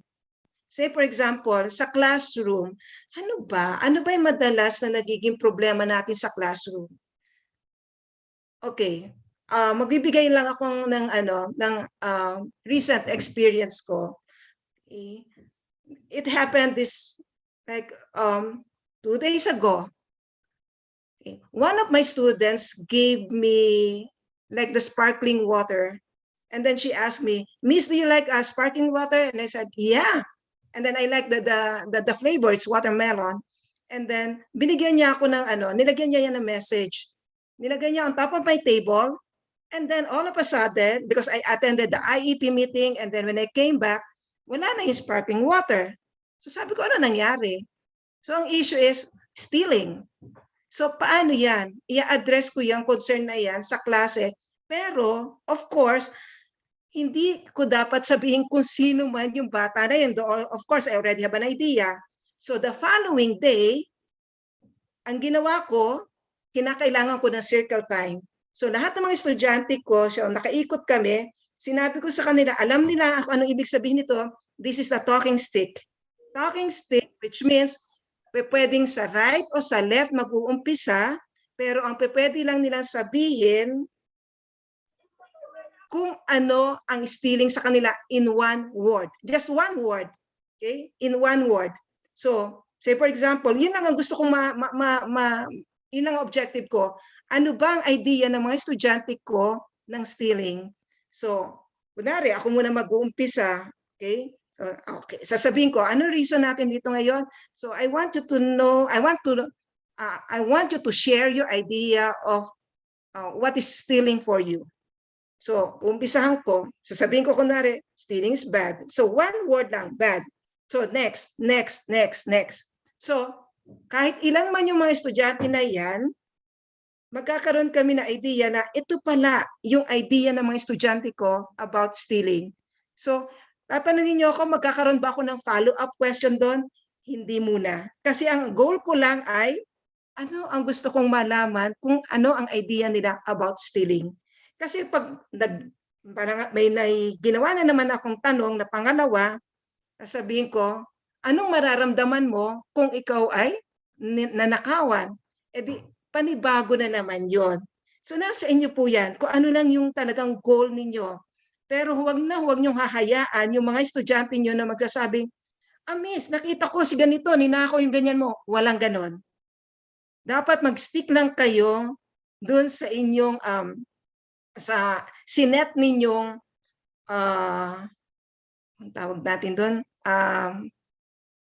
you should be strict on your procedure, wherein if you will tell them like you have to give only one descriptive word, that's it. Else wala pong mangyayari sa klase ninyo, mauubos yung 1 oras ninyo kasi mag-share na sila at kung ano-ano yung sasabihin ng mga bata. So you need to be more precise. What's your goal? Okay. If one student doesn't want to share his or her idea, it's okay. Kasi wala pong pilitan. Okay. Kapag may mga estudyante na po tayo na ng gulo na, you have to stop the circle time. Okay. So, ganon. Ano ba yung talagang goal natin? Bakit tayo magkakaroon ng circle time? Kung gusto lang naman natin, kunwari sa start ng klase, ang gusto lang natin malaman ay idea ng mga estudyante, ano yung goal nila, bakit sila pumupunta sa school, one word, yun lang. Tapos hayaan lang natin silang mag-share. So that is all about our circle time.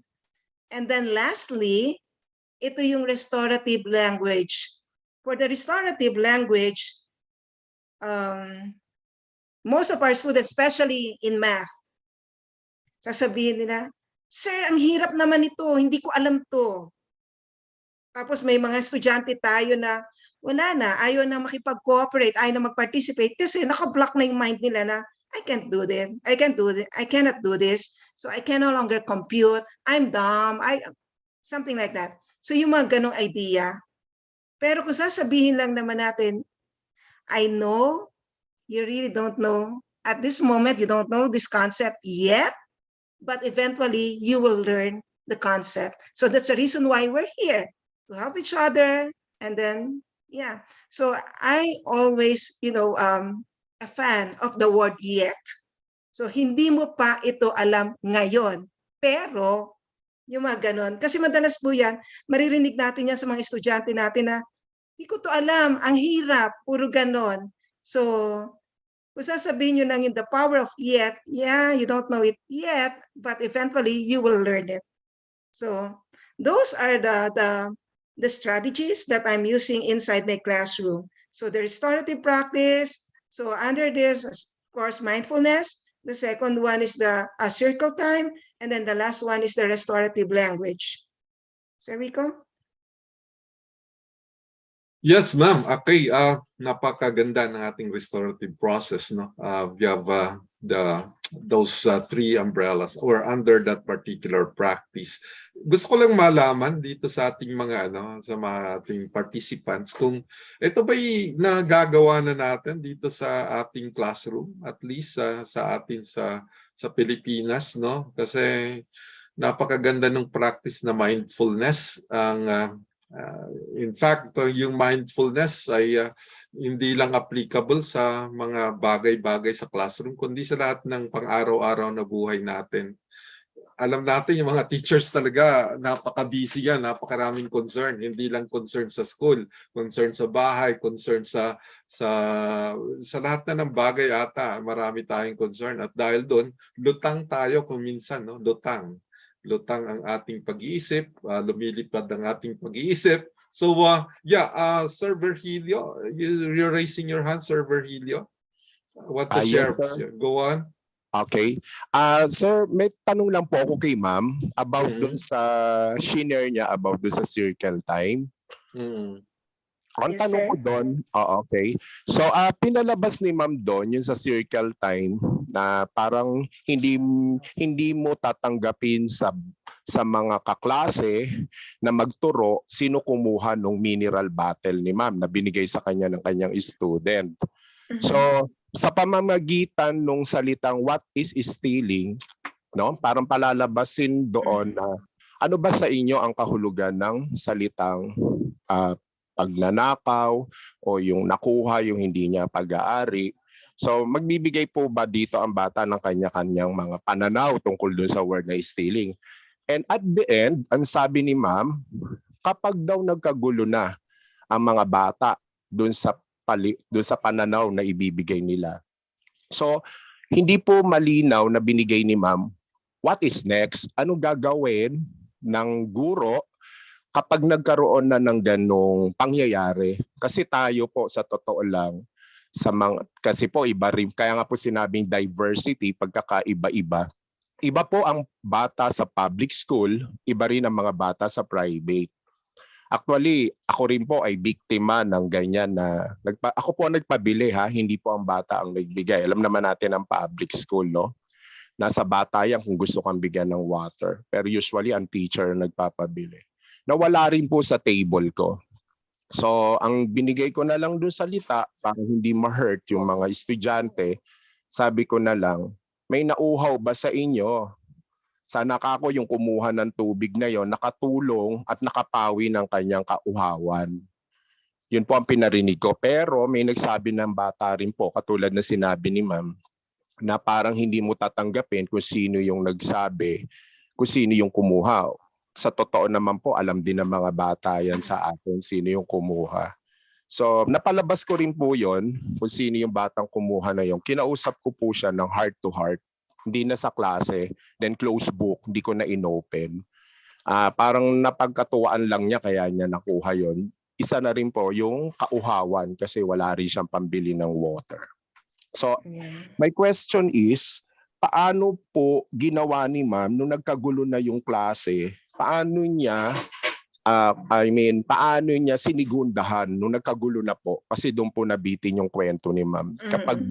Kapag halimbawa, sabi nga, nagkagulo na, nagkaroon na ng violent reaction ng bata. So, ano po yung kasunod na hakbang kapag ang mga bata po ay nandun na sa senaryo na nagkagulo na, nagkaroon na sila ng iba't ibang mga ideas na hindi na sila nagkasundo-sundo? Paano po papasok si madam doon? Okay. Thank you, sir. Yes, ma'am. Kasi po tayong mga teachers, sabi ko nga po, no, yung strategy natin, hindi po yan nawawala. Napakamalikhain ng guro sa part na yan. So gusto ko lang malaman po sa inyo, madam, ano po yung ginawa nyong paraan nung nagkagulo na po ang mga students sa ganoong pangyayari. So thank you po. Okay, thank you, sir. Nakalimutan ko kasi, so my fault ito. Kasi yung circle time, they already got used to it. Kasi medyo napabilis yung kwento ko, ano, parang na-assume ko na. Kasi sa circle time, ganito po yun, sir. So, first, alam ng mga estudyante yung goal, and then very important yung word respect. So, kahit doon sa klase ko na yan, sabi ko lang kanina, sir, in case na magkakaroon ng gulo sa loob ng classroom, like, okay, nagkakaroon na ng pagkakaiba ng idea, babalik tayo dun sa mechanics. Andito yung ating talking stick. Pagkatapos, ibibigay natin sa either nasa kanan or nasa kaliwa. Pagkatapos magsalita ng isa, ibibigay na naman uli sa isa. Ibig sabihin, once natapos na akong magsalita, like for example, okay, ano yung idea, ano yung alam mo tungkol sa salitang stealing? Okay, for you, what is stealing for you? So, magsasabi lang yung isang word kasi nilimit ko lang sa isang word. Ganun na, and then stop. Alam na nila yon. Isa lang yung sasabihin nila. Tapos yung isang bata na naman, ganun na naman din, isang salita, isang salita, isang salita. So sa kanila, so trained na sila na alam na nila sa classroom ko na hindi ko tatanggapin. Alam na nila yan. Kasi sa umpisa pa lang, na-limit na yan, na-train ko na sila na isa-isang salita lang yung sasabihin. And then, I already told you, if in the event na may mga estudyante, lalo na sa umpisa pa lang na circle time, na doon ka pa lang nag-start kung paano gagawin yung circle time, nagkakaroon ng, ay hindi naman ganito yan eh, hindi ganyan. So you need to remind them, ano yung usapan natin? Balik ulit tayo doon. So, bago pa nga ako mag-start noon, meron akong mga flashcard. So ito yung mga steps by steps na dapat nating susundin. So very important, respect. Pagkatapos mo magsalita, ibigay mo na sa isa, sa susunod sa iyo, yung talking stick. Kung ayaw magsalita ng susunod sa iyo, kunwari ako ayoko magsalita, ibibigay ko ito sa susunod. Kung ayaw rin magsalita ng susunod, hayaan na natin uli yung isa pa kasi nga yung respect, yun ang gusto na rin nating matutuhan ng mga bata sa loob ng classroom. Though of course, I told you, there's a big possibility that sometimes, especially if you're just starting the circle time and then the students are not yet used to it, may possibility talaga na magkakaroon ng mga ilang commotion. Pero again, sir, ibalik mo yung idea na ano yung pinag-usapan natin. Isang salita lang. So makukuha naman agad ng mga bata yan. Kahit dito, ang hirap ng yung behavior ng mga bata compared sa mga students natin dyan. Pero kapag ka na-train na sila, tapos very firm ka na, yun nga, one word lang, tapos respect, makukuha nila yung idea na yun. I don't know if I was able to answer your question, sir. So, walang nangyaring ano sa amin, hindi sila nagkagulo kasi alam nila na one word lang talaga yon. So, sabi ko, ang goal ko lang naman during that time, yung idea lang nila about what is stealing. Kasi from there, magkakaroon na kasi sila agad ng idea, okay, eto pala yung stealing for me. So, yun lang yung gusto kong makuha hindi yung magsasabi sila kung sino yung kumuha. Wala yun. Kasi after that, alam mo sir, it's automatic, one of the students, kung sino gumawa doon, talagang pumunta rin sa akin. Parang yung nangyari rin sa'yo. Nakuha mo rin yung gusto mo. Pero hindi talaga yung parang magkikreate tayo ng investigation, na o sino, nakita mo ba, yung mga ganun. Kasi teacher tayo eh. Alam na natin na parang so inappropriate, pero manggagaling din sa estudyante natin, sir, or kay miss, hinuha ko yung water. That since then, it's already one-on-one. So, doon naman papasok yung restorative language na pwede mong gamitin doon sa bata. So, after the circle time, yung pangatlo natin is the restorative language. Yes, sir. Yes, ma'am. Thank you po. Very clear. Siguro, ma'am, magagamit namin yan sa homeroom namin sa guidance. Kasi po, pag sa klase, talaga po nakafocus lang kami sa lesson. Pero yung yung binahagi nyo sa amin, napakaganda ma'am. Magagamit namin yan sa homeroom namin. Kasi may guidance po kami, homeroom guidance po kami tuwing Friday.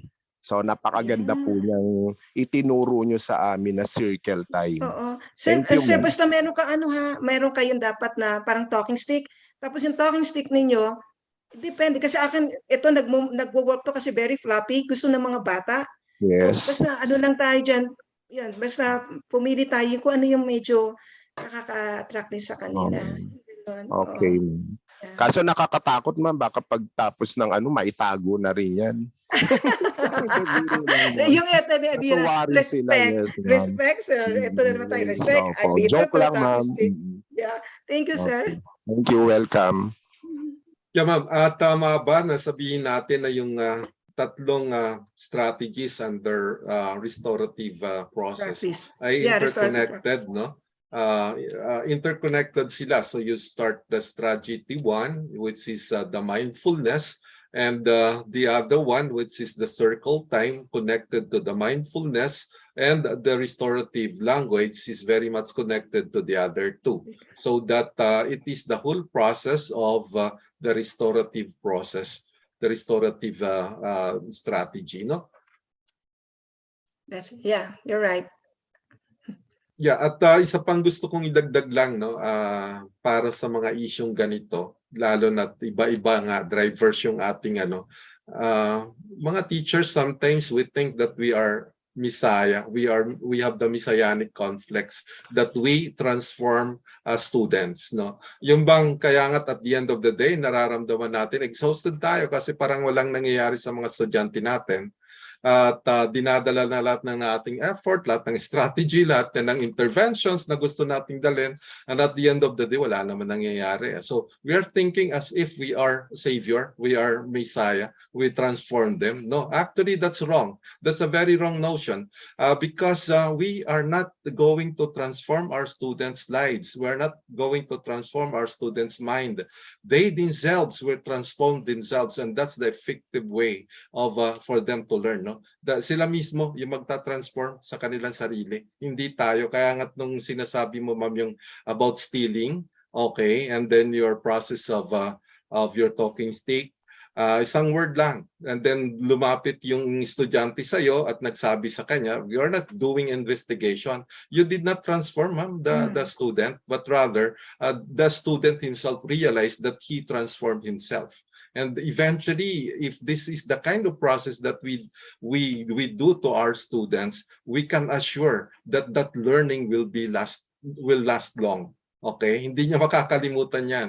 Kasi siya mismo ang natuto. Siya mismo yung natuto. Hindi mo siya tinuruan, pero naturuan niya yung sarili niya. So magkaibang konsepto yon. Kasi nga, sabi ko nga, kung minsan, ang alam natin dahil teacher tayo, tinuturuan natin sila, dapat matuto sila. Hindi, sila mismo ang matututo. At kung meron man silang naririnig o napapakinggan, nakukuha sa atin sa lahat na ng interventions at strategies na ginawa natin, bonus na lang kung pero sila mismo, tulad ko, halimbawa, ano bang maalala ko nung grade 1 ako na hanggang ngayon na hindi ko makalimutan na tinuro ng teacher ko?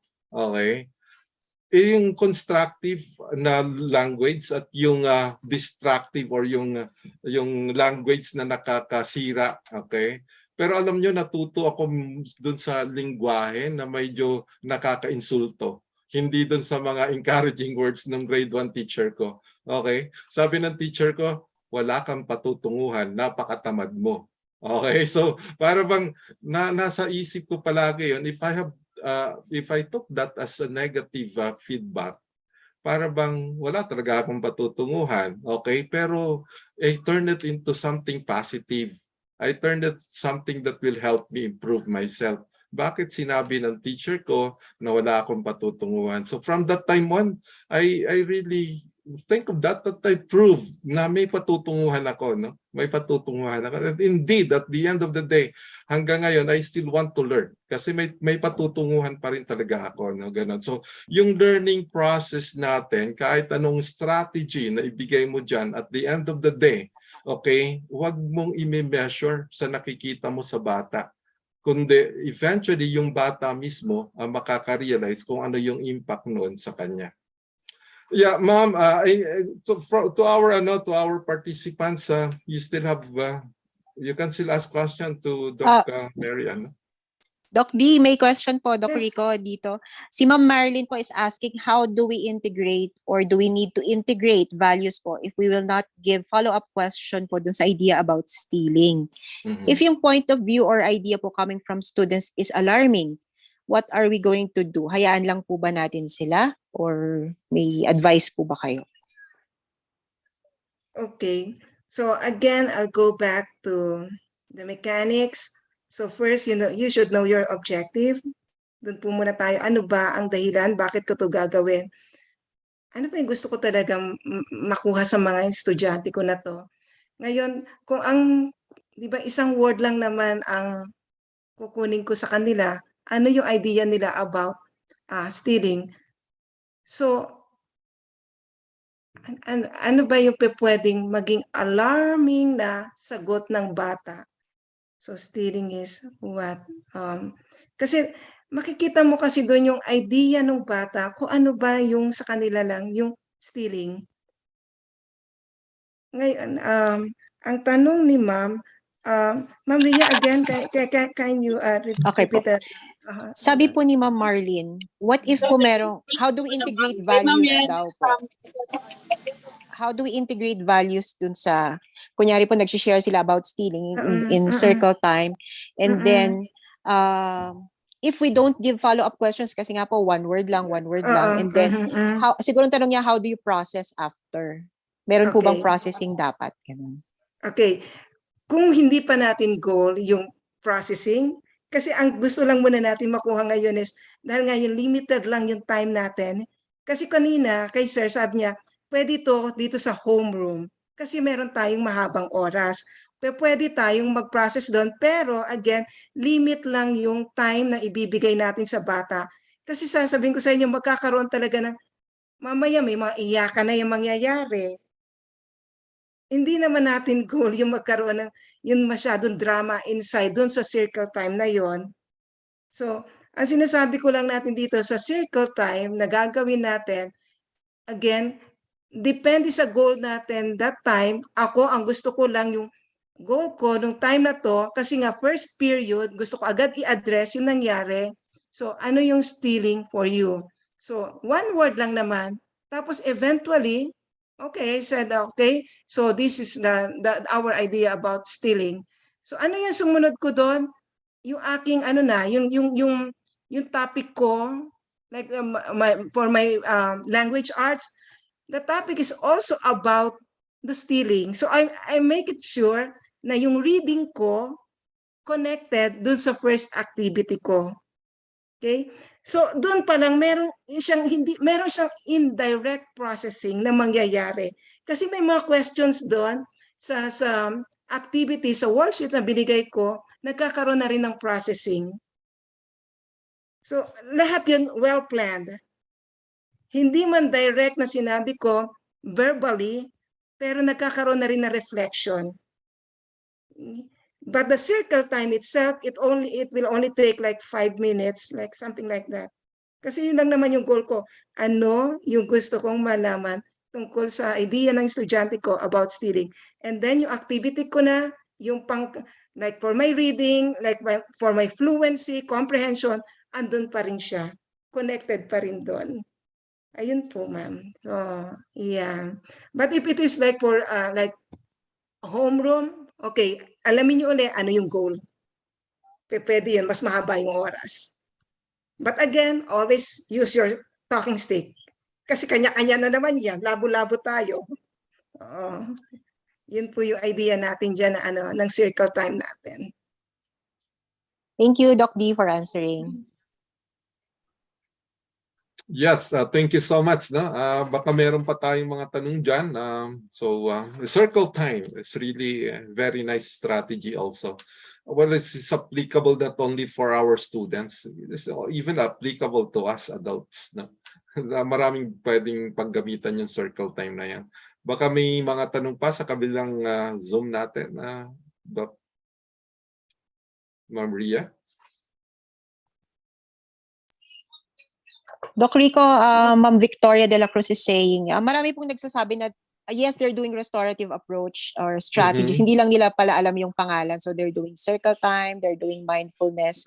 And then Ma'am Victoria de la Cruz says, restorative approach may include having a restorative conversation. This may happen during the school day, and teachers will use restorative language and questions to allow learners to understand the impact of their behavior. Parang complementing what Dr. D said. Yeah, that's right. Yeah.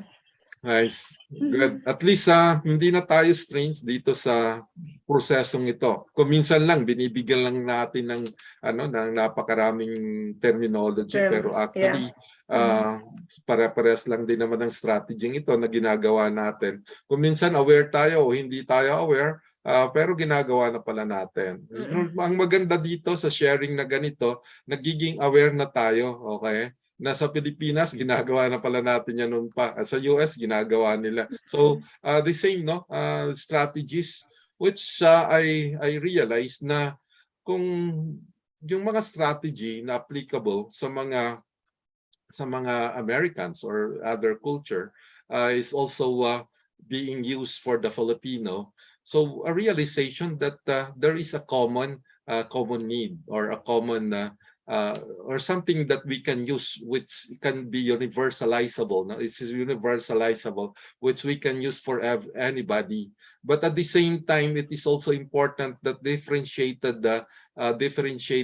strategy is important for catering for individual needs of the individual students. Ma'am D, can you talk about something about differentiated strategies, or you have an idea about how to make IEP, for example, or how do you process an IEP? Okay. In terms of IEP, are you talking about how to develop an IEP or? The whole process of developing IEP, where do you start? Usually assessment, and then eventually. Okay, this is also important strategy that we need to use, especially when we are dealing with the kids with very special need, no?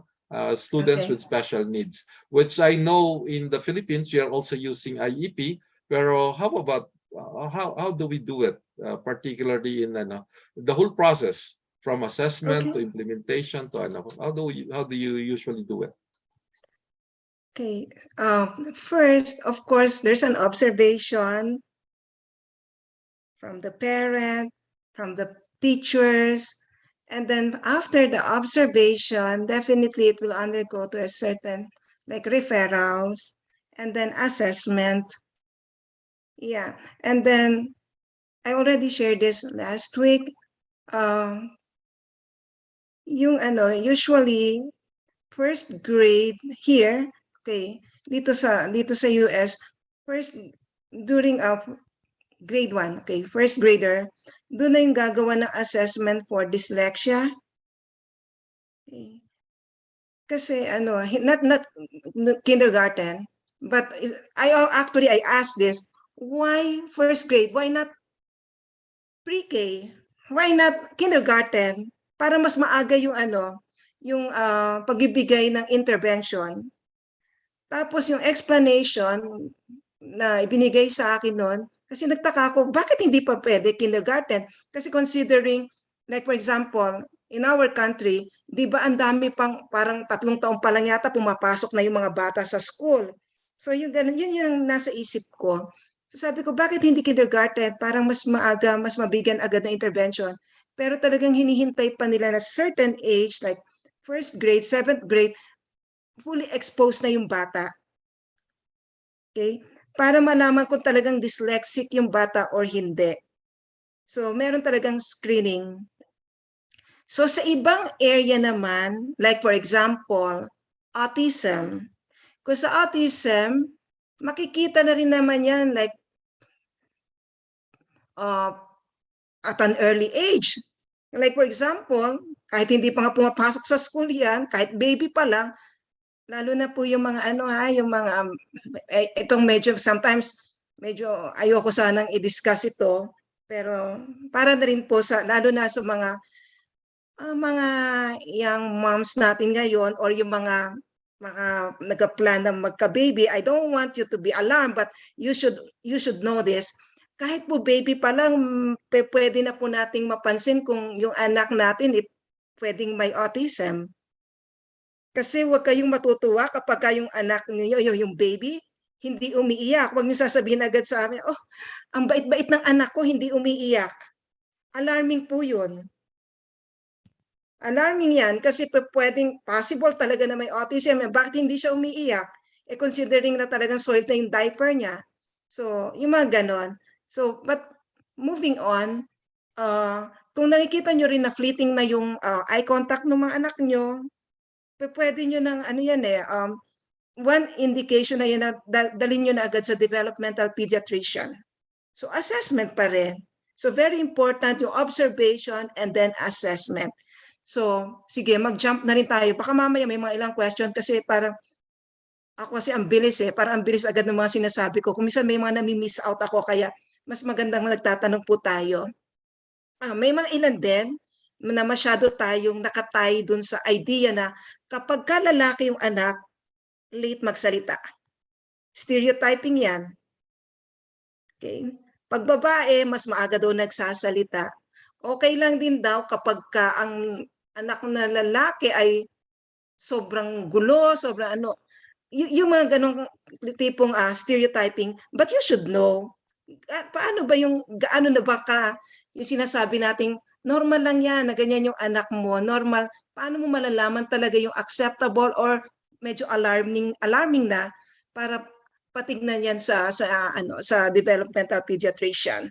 So after po dyan, so pag nasa school na yan, teacher, observation ng mga teacher, tapos of course the parent, tapos yung nga sinasabi ko sa inyo na pwede na magkaroon ng educational assessment for dyslexic yung bata, and then eventually pwede naman siya mag-qualify na magkaroon na ng IEP. So sa IEP, gagawa na yan ng mga goals, ano yung mga accommodations, ano yung mga intervention, ano yung least restrictive environment for the child. So ang dami po kasing areas, ang dami mga categories, kung ano yung mga pwedeng disability under idea dun sa pwedeng mag-qualify na magkaroon ng IEP. Thank you so much. Please. Sorry, medyo mahaba kasi talaga yung process na Yeah, yun. of course, mahaba yun. Yung isang kasi importante rin na malaman natin bilang mga teachers, no? Kasi napaka-diverse nga ng ating mga estudyante. Ang kaso nga lang, kung minsan may fast learner, may mga slow learner, at may mga talagang kailangan ng special attention, no? Kailangan ng special attention.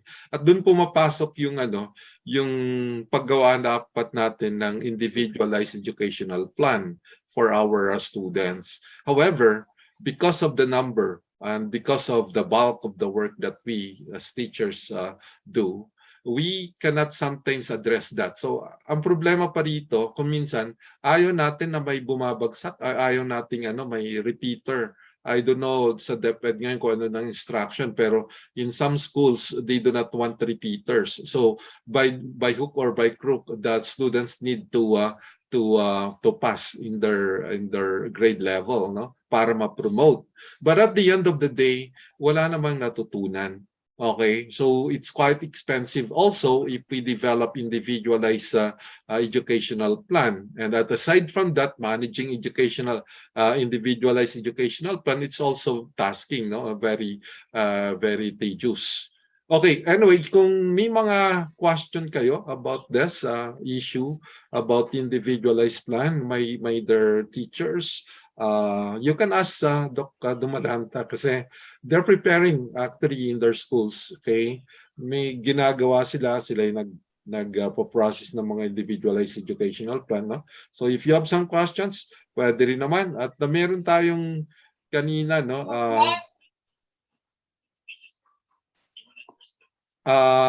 eto, no, may question tayo kanina, no, dito sa chat box natin galing kay Mary Jane Campus. Okay, babalikan natin yung tanong issue kasi kailangan maliwanagan to, ma'am, at sinimulan natin doon circle time. So babalik tayo doon, no? Ayaw kong ma-miss out to. Si ma'am ba ay pwede bang marinig yung boses ni Ma'am Ivy Jane? Ivy Jean? Sabi niya kasi, yeah, go on, Ma'am Ivy. Okay, please, please tell it. Ask Ma'am D about it. Yes po, tanong lang po kasi sa school namin, meron po kami, ang setup po namin is inclusion. Tapos sa bawat grade level, meron kaming learners na 2 or 3 nakahalo sa aming regular students. If ever po, yun po ang magiging process, isasali po pa rin po ba namin sila? Okay. Ma'am Ivy, thank you. Maganda yung mo na yan. Very valid yung question mo. Ang tanong ko lang, ano yung nature ng need ng bata? Ano yung assessment sa kanya? Ano to? Meron bang specific learning disability? May autism ba siya? ADHD? Ano yung nature ng bata? Sa akin po, grade 1 po ako ADHD, tapos meron po sa ibang grade level, meron silang LD, sa ibang grade level naman yung mga BI, ganyan po. Okay. Okay, sa circle time, ma'am, wala akong nakikitang problema na hindi na dapat i-segregate yung mga batang to. As long as very clear sa iyo, clear sa kanila na kinakailangan, kung sinabi mong one word lang, dapat mag-stick sila sa one word kasi pagkatapos ng katulad niya sa iyo, ADHD yung nature ng bata, possible na very, fidgety yung bata. Pero sabihan lang na, okay, nasa circle time tayo, alam niyo na yung mechanics natin, we have to respect each other. Kasi, ma'am, sandaling time lang kasi yun kaya pwede nating makontain yung bata kapag kaganon. So, wala akong nakikitang dahilan para ma-segregate. Dapat talagang kasama sila sa ganitong mga activity or kahit ano pa mga activity, lalo na kung ADHD, yung nature nung need, yung I cannot say category nung bata. So, pwede talaga yan sa circle time.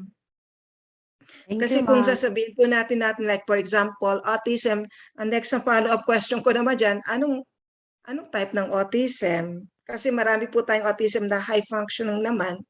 So, pwede po, kasama po natin sila sa circle time. Very important, ma'am ha, dapat malinaw sa kanila yung goal at ano yung expectation natin sa kanila during circle time. Yun yung magic word, expectation. Respect and expectation. Okay, ma'am, thank you. Pero Thank you po. follow-up Yes, question, ma'am. ma'am. Pwede Yes, po, ma'am. 'di ba sa classmate po nila is ganun po yung instruction natin, give one word. Yes. Paano po kapag LD or meron siyang learner's disability, pwede po maiba ang instruction sa kanya as long as nandun po yung goal natin or Ma'am, expectation. ma'am, kasi po ang LD, okay, para po sa kaalaman ng lahat, ang learning disability, usually, above average po ang IQ ng mga LD. Baka ang sinasabi natin, yung may mga intellectual disability. ID po pala, ma'am. Sorry, ID. Okay, yeah. Okay. That's okay. So kung ID, depende yan dun sa okay, yung ID, gaano ba ano ba yung level niya? Severe, moderate, yung level ng intellectual disability. Ma'am, yung ID mo ba may Down syndrome or wala? Down syndrome ba siya? Hindi. Wala po akong hawak na ID ngayon, ma'am. Ay, ADHD lang ADHD po, pala ma'am. yun Ibang sa'yo grade naman. level po, ma'am. Oo, oo. Pag ADHD, wala akong nakikitang masyadong problema doon. May tendency nga lang talagang medyo fidgety.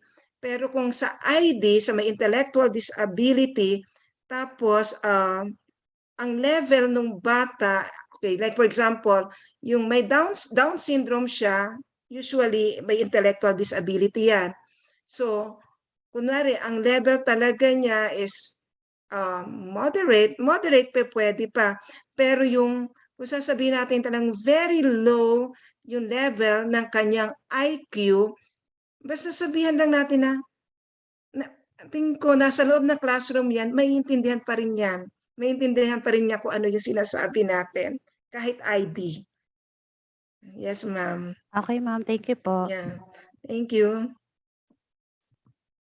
Okay, meron pa ba tayong mga katanungan at para we're happy, no, Doc D, na at least we're learning a lot, no? We're learning a lot about this. No?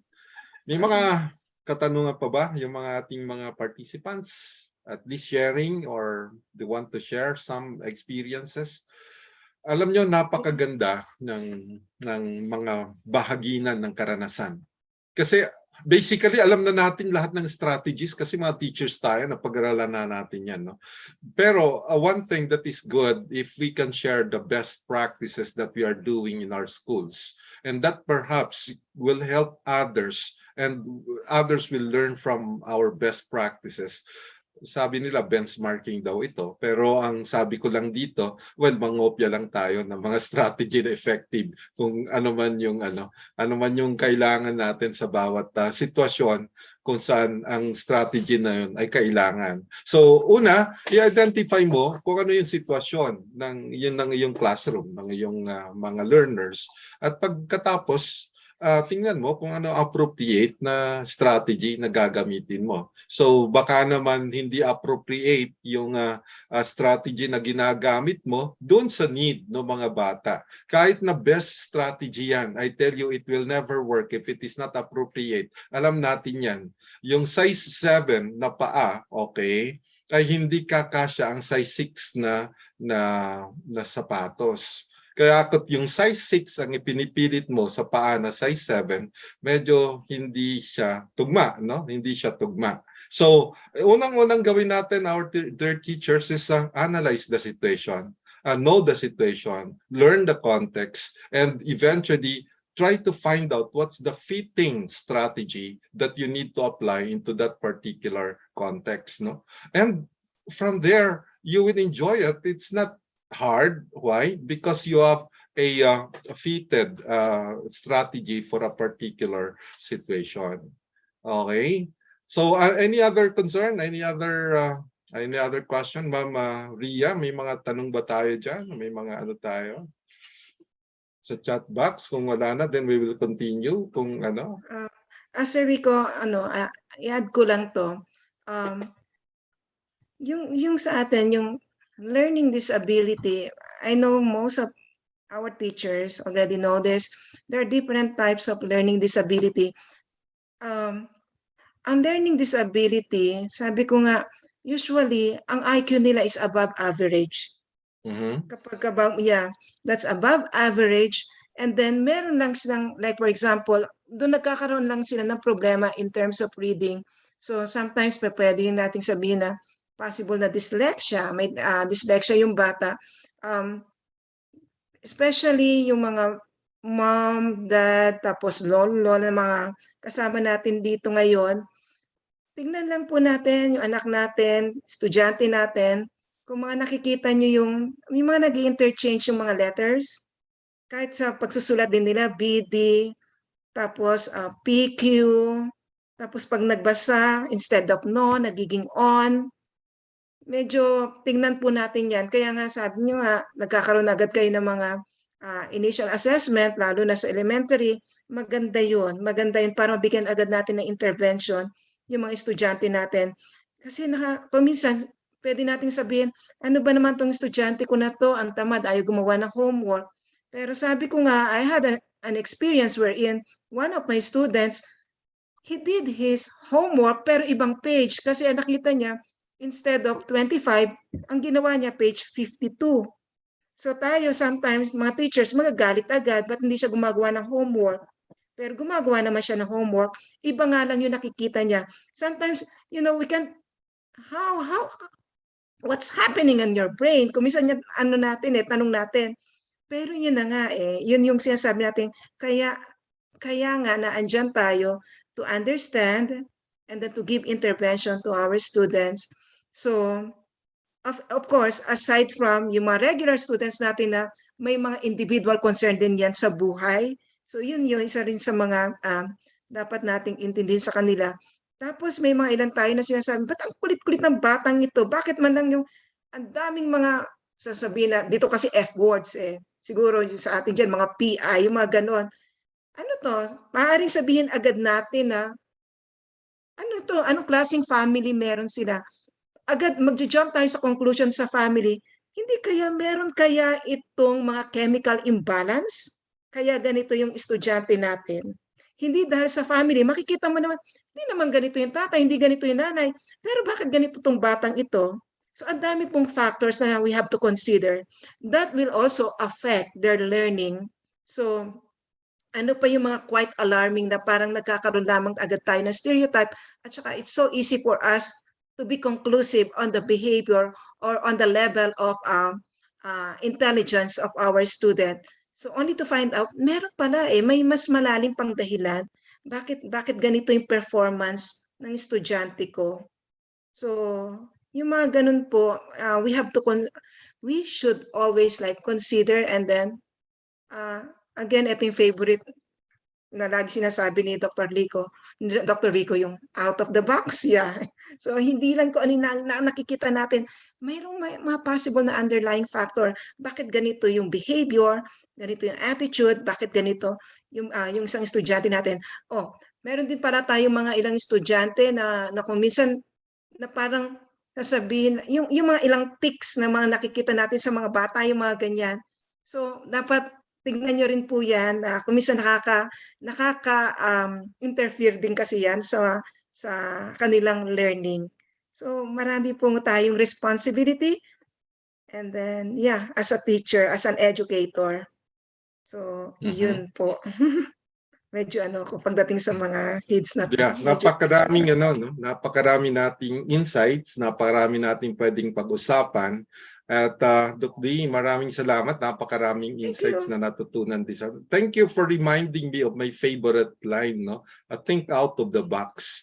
In fact, dati, yan ang palagi kong sinasabi, think out of the box. Pero gusto ko lang i-add, how can you think out of the box if you do not know what's inside the box yet? So first, first and foremost, know what is inside the box, and then later on, think out of the box. So that when you make your strategies, know your situation, know your capacity, know your limitations, know your resources.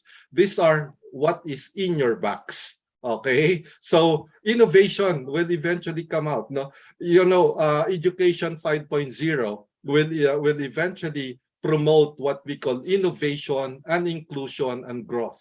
Okay, so later on, I suppose I will be having time to talk with you about innovation, inclusion, and growth. These are the promise of Education 5.0. We're no longer in 4.0 education. We are now in 5.0 education.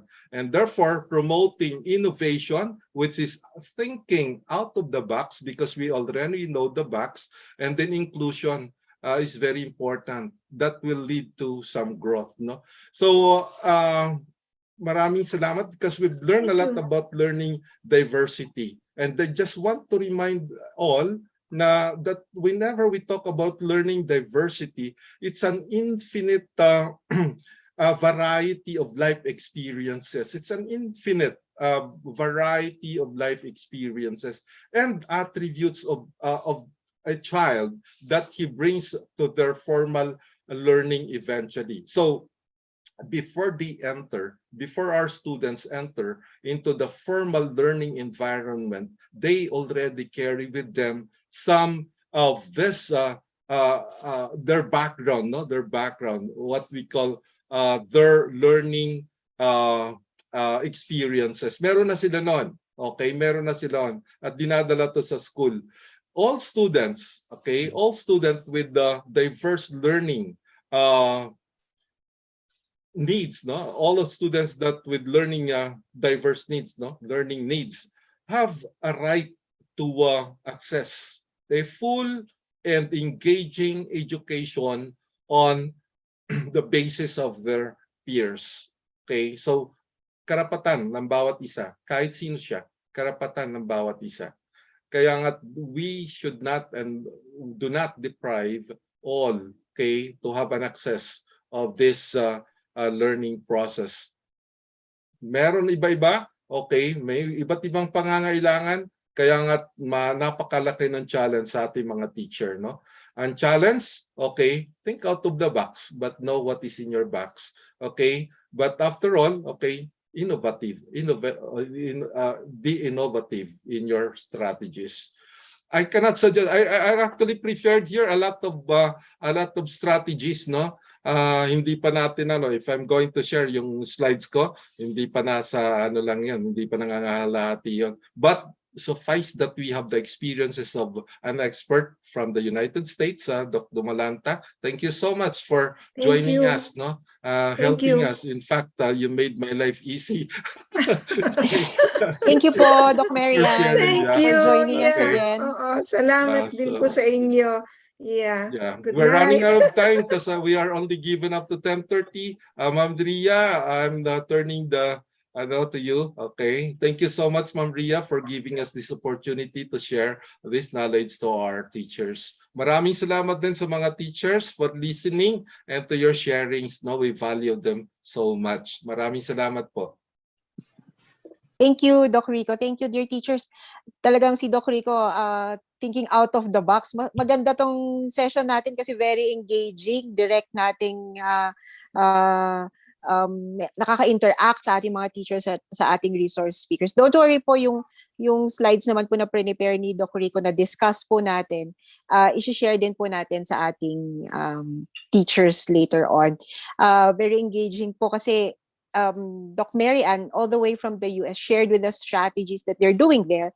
And also, nalaman natin from our participants that we've also been doing some of these strategies here already, and we can beef it up some more with the tips that she gave us, especially about yung restorative practices, mindfulness, circle time, and restorative language use. Any more advice for our teachers, Doc Rico? Yes, thank you. Final word siguro, no? First of all, sabi ko nga, walang isang single strategy na pwedeng gamitin na para maging effective teacher tayo, no? Ang pinaka-importante na nakuha ko sa araw na to, yung sinabi ni Doc Marian, one of the process of the restorative process, mindfulness. Yes. Okay, mindfulness. Okay, mag-start tayo doon, my dear teachers. No? Mag-start tayo doon. Mindful of who we are, mindful of who the people are in front of us or our students, and mindful of our resources, mindful of everything. Okay? Kasi dan tayo kukuha ng ating at dan tayo magsisimula kung ano yung kaya nating gawin. So be mindful, okay? Thank you so much, Ma'am Ria. Thank you, Doc Rico. May request po dito from our participants if Doc Marian can also share if she has slides on the restorative practices para daw po ma-remind sila further. Okay. Yeah, Ma'am Ria, ibibigay ko po. Isasend ko po kay Sir Rico. Yes, Doc Marian. Thank you po. Yeah. Maraming salamat po. Yeah, I will. Yeah. Okay. Thank you po. Happy Halloween. Yes. Thank you. Bye. Bye-bye po. Good night. Bye-bye.